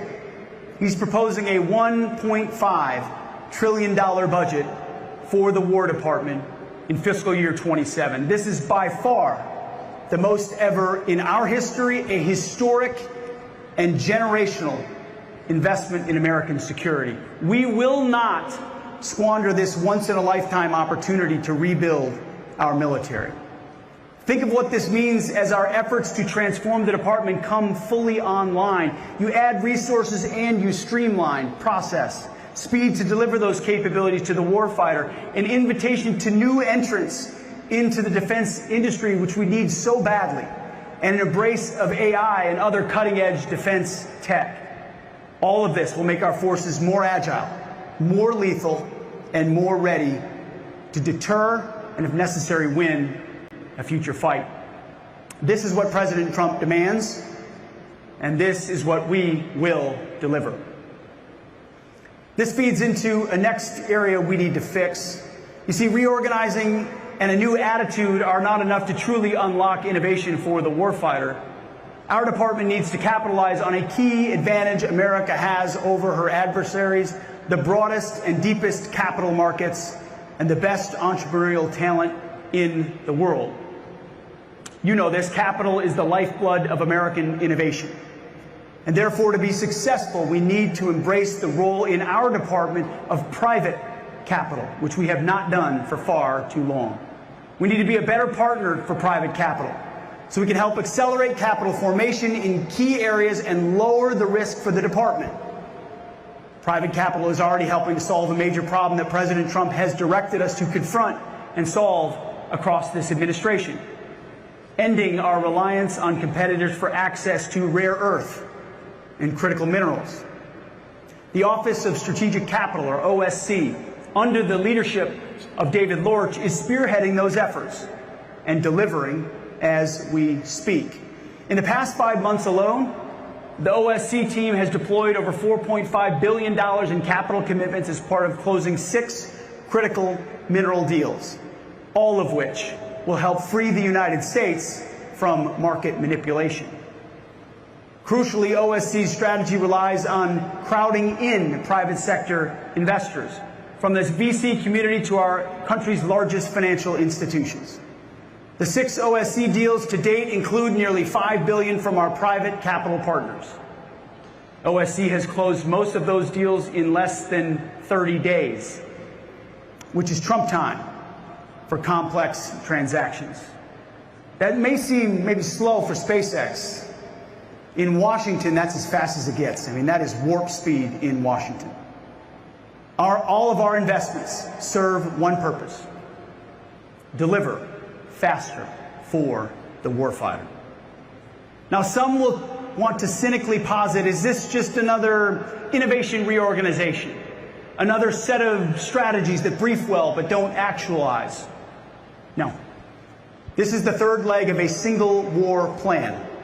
In fundamentally transforming our acquisition ecosystem, we killed JSIDs that focused only on process and turned the JROC into a body that ranks real-world joint operational problems, not paper requirements. We created the MIA to run experimentation campaigns to solve these problems. We killed the old defense acquisition system and created the warfighting acquisition system to focus on speed, risk, and accountability. With the AI strategy and innovation ecosystem transformation that we have just outlined, we are welding that third piece into place. The CTO, DIU, SCO, DARPA, CDAO, and OSC are no longer a loose federation. They are the Office of the Secretary of War's Innovation Operating System. DARPA delivers game-changing technology innovation and strategic surprise. DIU delivers scalable products. SCO delivers new ways of fighting. And CDAO and OSC provide the data, test, and capital to move at wartime speed. As of today, they are an ecosystem, an arsenal of ideas and action for the arsenal of freedom, wired directly into requirements, portfolios, and production. Game-changing technology, scalable products, new ways of fighting, all three moving at wartime speed. Problems drive experimentation, experimentation flows to prototypes, prototypes flow to our program executives flow these to production, production flows to the warfighter, and the cycle never stops, always iterating. One system, one purpose, speed to the fight. We are preparing to win the future because we know, and you know, for the free world, for the West, the stakes could not be higher. Before this administration, our adversaries may have thought they finally broke American power. They're wrong. They do not have our entrepreneurs. They do not have our capital markets. They do not have our combat-proven operational data from 2 decades of military and intelligence operations. They do not have our hard-won classified technologies. They do not have the ingenuity and tenacity of American warfighters who refuse to lose. They don't have a military that can go 37 hours to downtown Tehran or downtown Caracas without being seen in the process. You see, but none of that matters, however, if we suffocate those advantages under a stifling bureaucracy. That's why we're unifying the innovation ecosystem, making this an AI-first department, and holding every lab, every program accountable, all while pushing every officer to deliver warfighting advantages faster than others can adapt. We will not stop. We will not back down. We will forge the new arsenal of freedom with our partners in industry and the private sector. We believe the future will be shaped by those who lead in technology and innovation. We don't believe, we know. Those who fervently believe in freedom and the Western tradition, like we do, must be those leaders. If not us, if not America, if not the West, then who? And if not now, it will be too late to maintain that advantage. This is not reform for the sake of reform. It never has been. This is about whether our warriors fight with yesterday's tools or they fight overmatching our adversaries using tomorrow's technologies. We know the threat. We know the opportunity. We know what must be done. We share the urgency. Now we will do it, and we must do it at wartime speed. Thank you. God bless you. God bless this company that you've built. And may God bless our great republic. Thank you very much. Appreciate it. Thank you. Thank you. Appreciate you guys. Thank you, sir.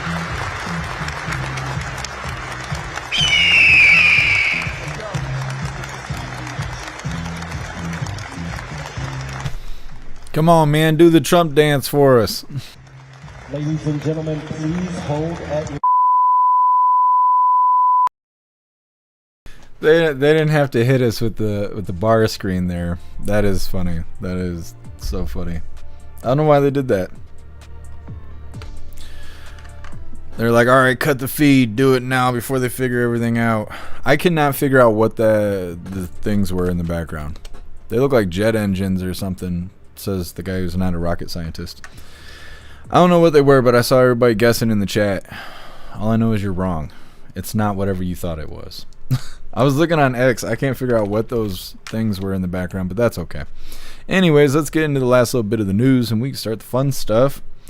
Like I said, we got 2 clips here of lefties having full-blown meltdowns. Now, it's not lefties losing it, sadly.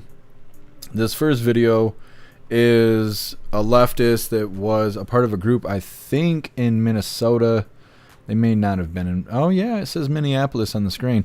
This guy is openly threatening DHS agents. And, again, it's the same kind of rhetoric that I'm hearing from lefties on TikTok who are saying that we're in a civil war and they need to encourage their comrades to take up arms and to fight back. And so that's kind of what this short little video is going to be. The second video is Machado and Guru Mark, whoever that is. They are threatening Nick Sorter and Cam Higbee in the second clip. So we got 2 clips here. We're going to play back to back. Both of them is lefties. Getting a little too aggressive here. Hit that like button if you haven't already. Let's get this rolling. People need to fucking show up with guns to face you guys. It's fucking time for an armed resistance against the United States of America. Take your mask off. This is done. We're done. You're fucking murderers. You shot a woman in a wheelchair. Mask off, bitch boy. We need to fucking come back with fucking weapons. Go to the gun store, get a gun, learn how to use it, and fucking face you guys man to man.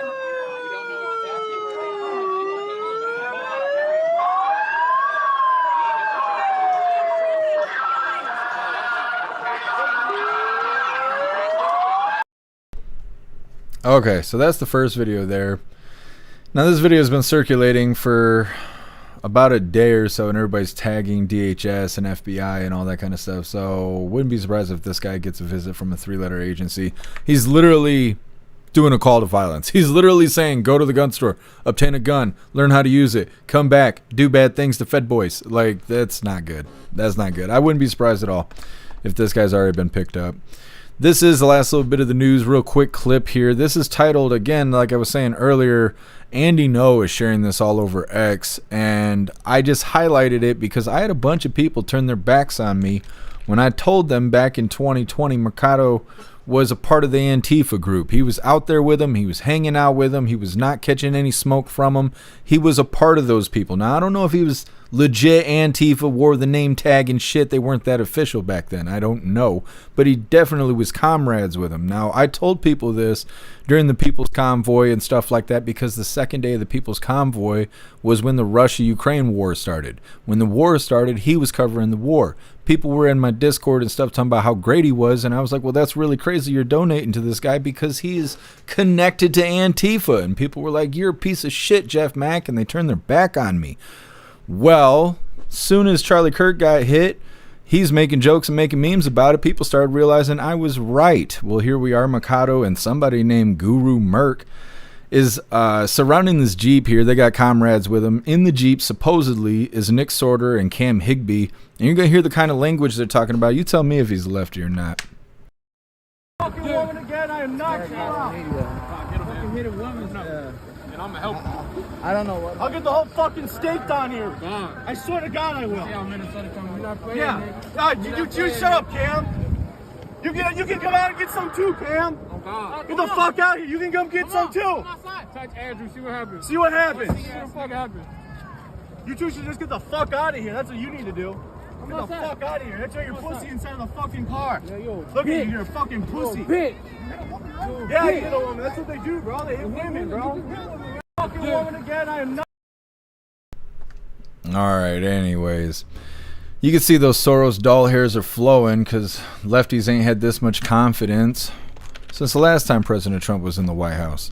Well, that's okay. Good for them. They'll give us something to cover this summer. Anyways, that is the last little bit of the news. We are going to get into the fun stuff. We're going to open today's door of the Advent Calendar sent by Tori Wayne. We got our two funny videos of the day. First one was provided by Colty, and it's titled, It's Hard to Look At. And our official funny video of the day was provided by Cerebrus, and it's titled, Grab Them Kitties. Oh, that's coming up next. But first, we're going to hop in the chat, see what you hooligans think about this psychopath yelling at DHS, directly calling for action, as well as Mercado and these other people out here threatening violence against Nick Sorter, as well as Cam Higbee. Lefties acting like lefties.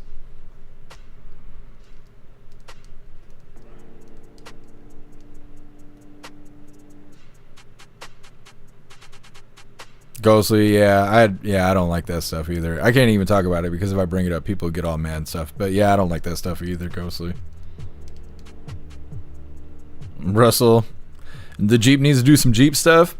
I don't think anything terrible happened in that incident. Like I said, I got that clip from Andy No. He's sharing a bunch of these clips right now, and he's calling out these people by name and stuff, which I think is, like I said, I think it's pretty humorous just because I already knew. I already knew it was like that. We sat here and covered them every day. Thousands of hours of covering these people and the things they say and the choices they make.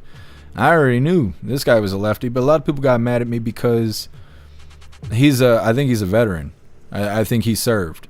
And so when I was like, nah, that guy's a lefty, people were like, fuck you, Jeff Mack, you didn't serve. No, you're right, I didn't. And, that's great that he did. But that doesn't change the choices he's made since we've been live streaming,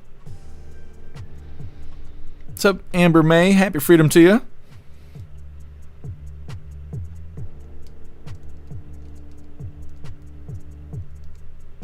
Certain tripod. Yeah, I don't know. I think they didn't want problems because there was lefties surrounding the vehicle.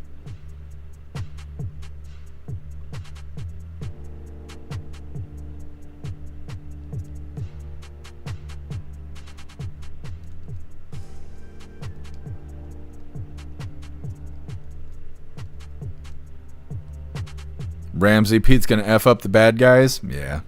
I don't really like handing over our entire defense to AI. I mean, that's probably not what's going to happen, but that's kind of what he made it sound like, and I don't know. I don't really like the thought of that. That's definitely some Terminator stuff, but we'll see how it turns out. Done. I kept waiting for them to move like the RoboCop. Yeah, I haven't figured it out. If I do figure out what those things were on stage there where Pete Hegseth was speaking, we'll talk about it tomorrow. I don't know that we're going to get an answer, though. I'm sure we're not the only ones wondering what that was on stage, though.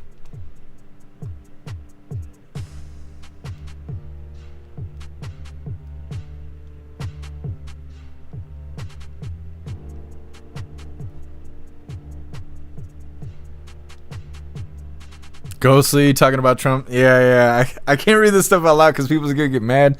But Ghostly, I feel the same exact way like what you're saying.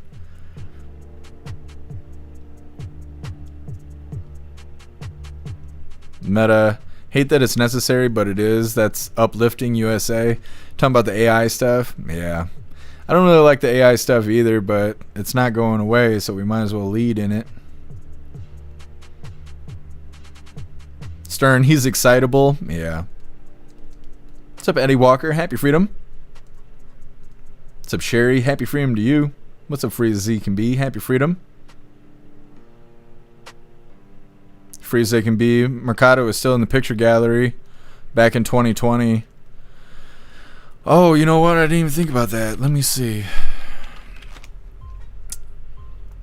Ooh, they got blocks and stuff on this now? Oh, no. They're showing his shit right now that I'm thinking about it. Which one of these? Yeah, he's number 2 on the list. These are all Antifa live streamers and shit. Bam, number 2 right there. There's Machado. Yeah. When people were fighting with me about it, we went through his Facebook and stuff. And he had removed all of his Antifa stuff. And so people were just mad at me. But I was like, I wouldn't tell you if it wasn't true. I wouldn't say it if it wasn't true. What's up, Parabellum? Happy freedom.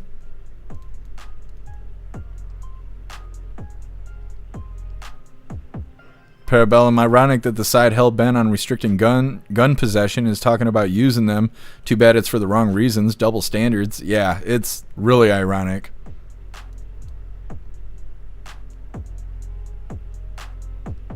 What's up, Edens? Happy freedom to you.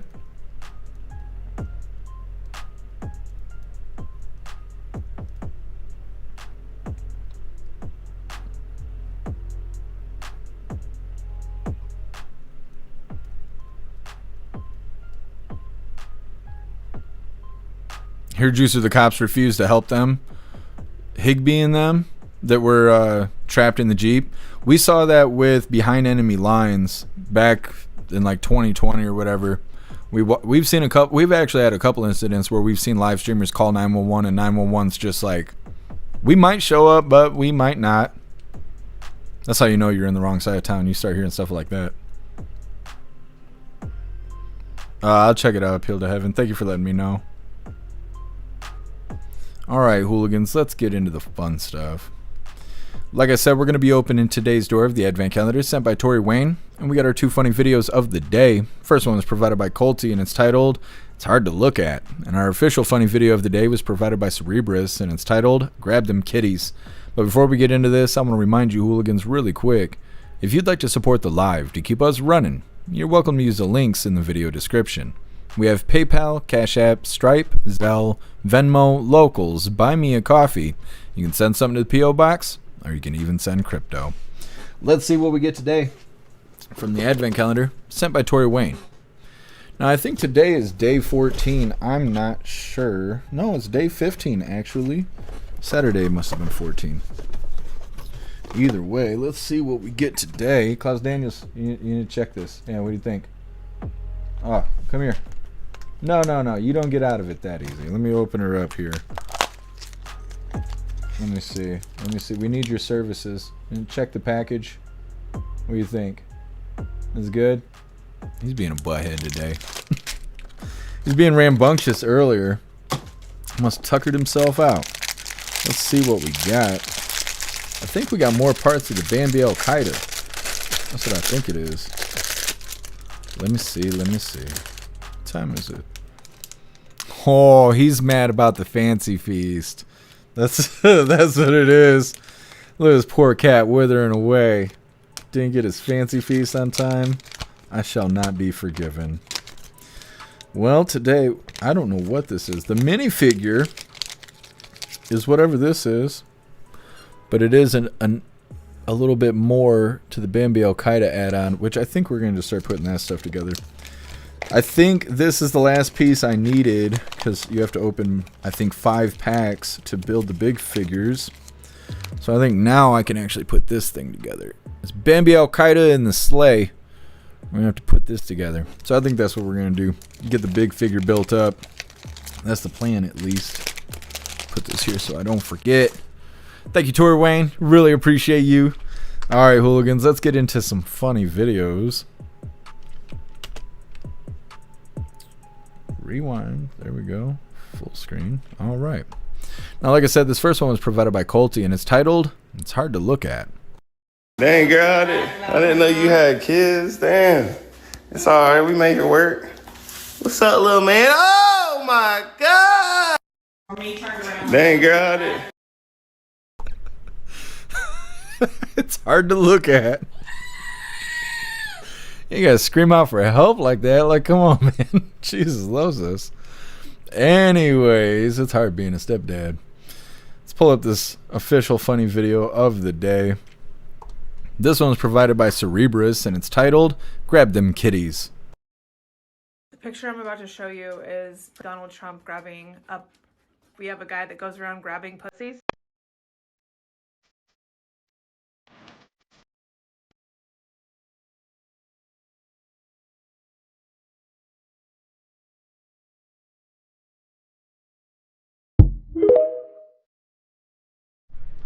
Grabbing those kitties. Well, hooligans, that is all the coffee I had for you guys today.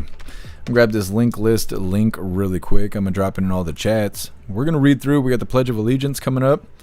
I'm raiding out over on Rumble.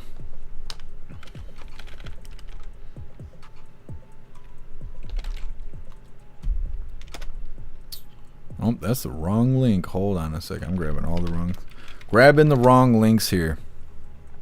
Grab him by the kitty. There we go.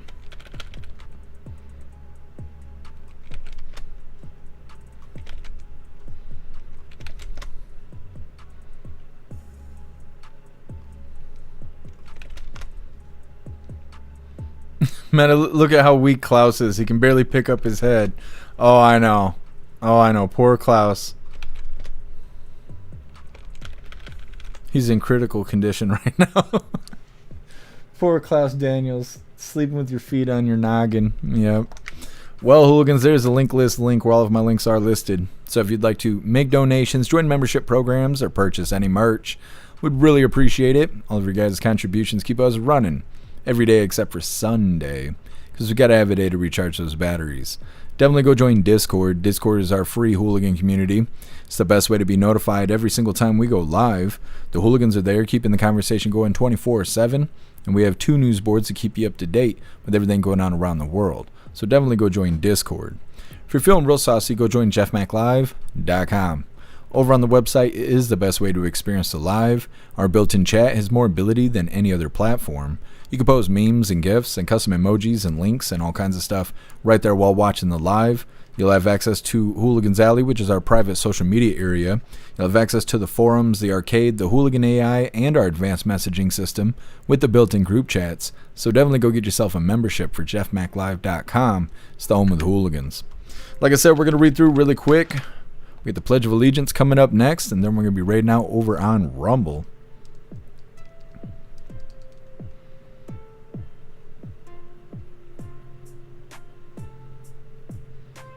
Man, the cops detained who? Higme and Nick Sorter and them? I'll have to find the rest of those clips. Rappy, bless Klaus's heart. Oh, I know. Poor Klaus Danielson. See him rotating his ears. He's listening while pretending he's not. Oh, I'm glad to hear that, Peyton. Glad everything's healing up nicely. Oh, I appreciate you, Cass. Otters, I hope it turns out good. The chocolate milk mud mac and cheese sounds a little scary, but I hope it turns out fantastic.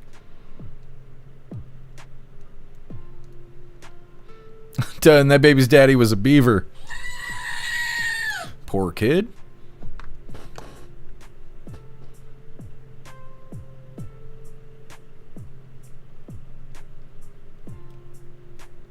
Done. Oh, I'll check it out on X. Thank you for letting me know. Otters, it got vetoed. Yeah, that's probably for the best.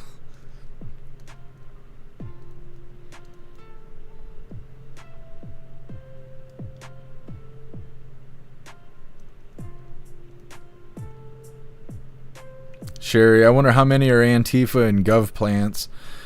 Yeah, oh, I'm sure they're infiltrated.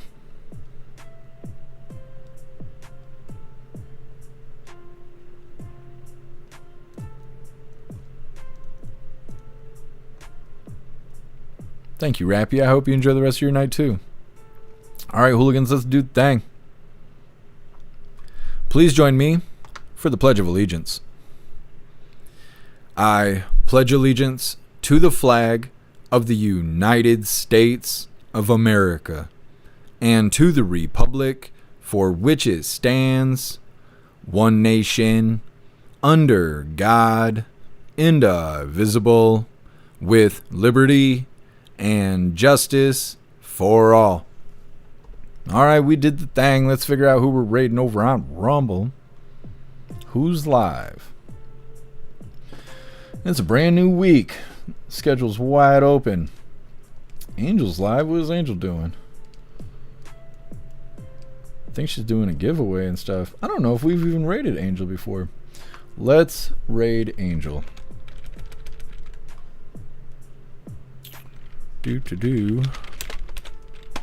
All right, hooligans, hit the like button as soon as you land, and let's get raiding. Tomorrow is the 5th one, your last one. Jeff Mac with a raid on Rumble?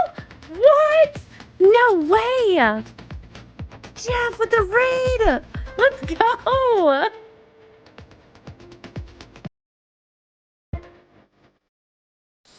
on. Where's my camera not switching?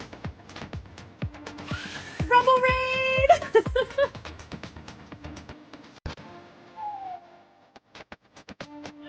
Yo! Jeff, how was your stream?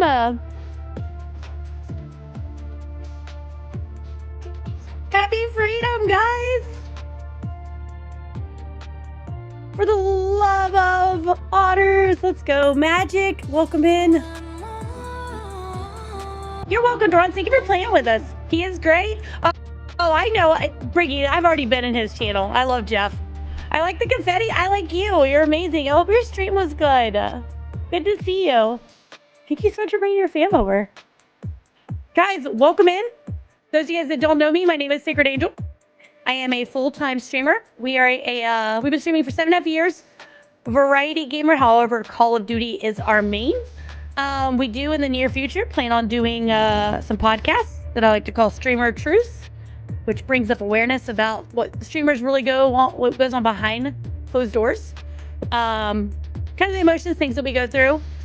We stream every day except for Sundays at 9 p.m. Eastern Standard Time. Any other questions, feel free to ask. Feel free to ask. Happy Freedom, Dutton. 10 man, welcome in. Hooligan raid. Wait. Hi, Ash. How are you? Watchman Arise, welcome in, guys. I'm trying to connect with everybody here. It was good. How was yours going? Good. We've been live for an hour. Went live. Actually, you caught me at a good time because I usually go live 9 p.m. Eastern. So we went live a little earlier. We have a donation goal. We're trying to raise money for a down payment of a home because we close on January 30th and our down payment's more than expected. So you know the grind. You know what the grind's like. Still a month left. Roy Dye, thank you for the follow. Ian Wynn, W Raid, good to see you again, fam. Happy Freedom Elder Zoomer, 10 man, thank you for the follow. Roy Dye, happy freedom. Happy Freedom Rent. Alright. Rappy, oh, I love your name. Have an awesome live. Happy freedom. Search and destroy. Bye, Jeff Mac. Thank you so much. I will. And execute all missions. Fantastic raid, you hooligans. Very cool. I don't think we've raided Angel before, so I'm glad that we were able to do that. She came and found us while we were playing Harry Potter. We were doing our premium live stream for the Premium Creator Program a couple weeks ago, and she found us while we were becoming wizards, which we're going to continue that because I had a blast playing that game. We got to play Arc Raiders too at some point. We'll worry about that when we're doing the gaming streams. Either way, we're going to read through really quick, and then we're wrapping her up. 10 man, good raid. I think so too. Ghostly dropping tits in the chat. Very nice. What's up, Hat the Cat? Happy freedom to you. Oh, I appreciate you, Dud. Thank you for being with us. Hope you have a great night as well.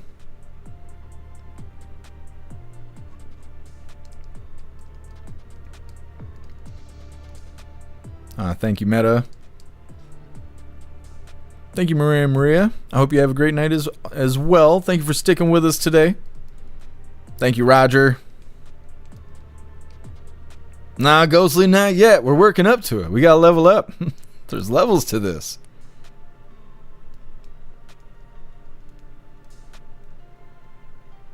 Thank you, Magic Moon. Appreciate you being with us today.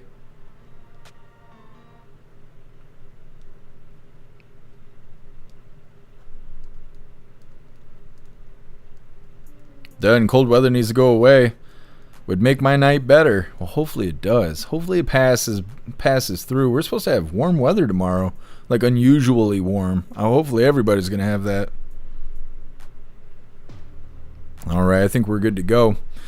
Like I said, we're wrapping this up, but we will be live again tomorrow for some more Coffee with Hooligans. I appreciate all of you guys being here. Thank you for helping me cover the news, and thank you for helping me make the news suck a little less. You guys are fantastic. Go enjoy the rest of your day. Find yourself some good food, have fun, and be safe. I'm going to try and do the same. And like I said, make your way back to us tomorrow for more Coffee with Hooligans. Huge shout out to everyone that made donations, joined the membership programs, or purchased any merch. I really appreciate all of you hooligans, and I wouldn't be able to do any of this if it wasn't for you. So thank you so much for all your support, and I'll see you on the next live. Until then, stand tall, shine bright, and that's a wrap.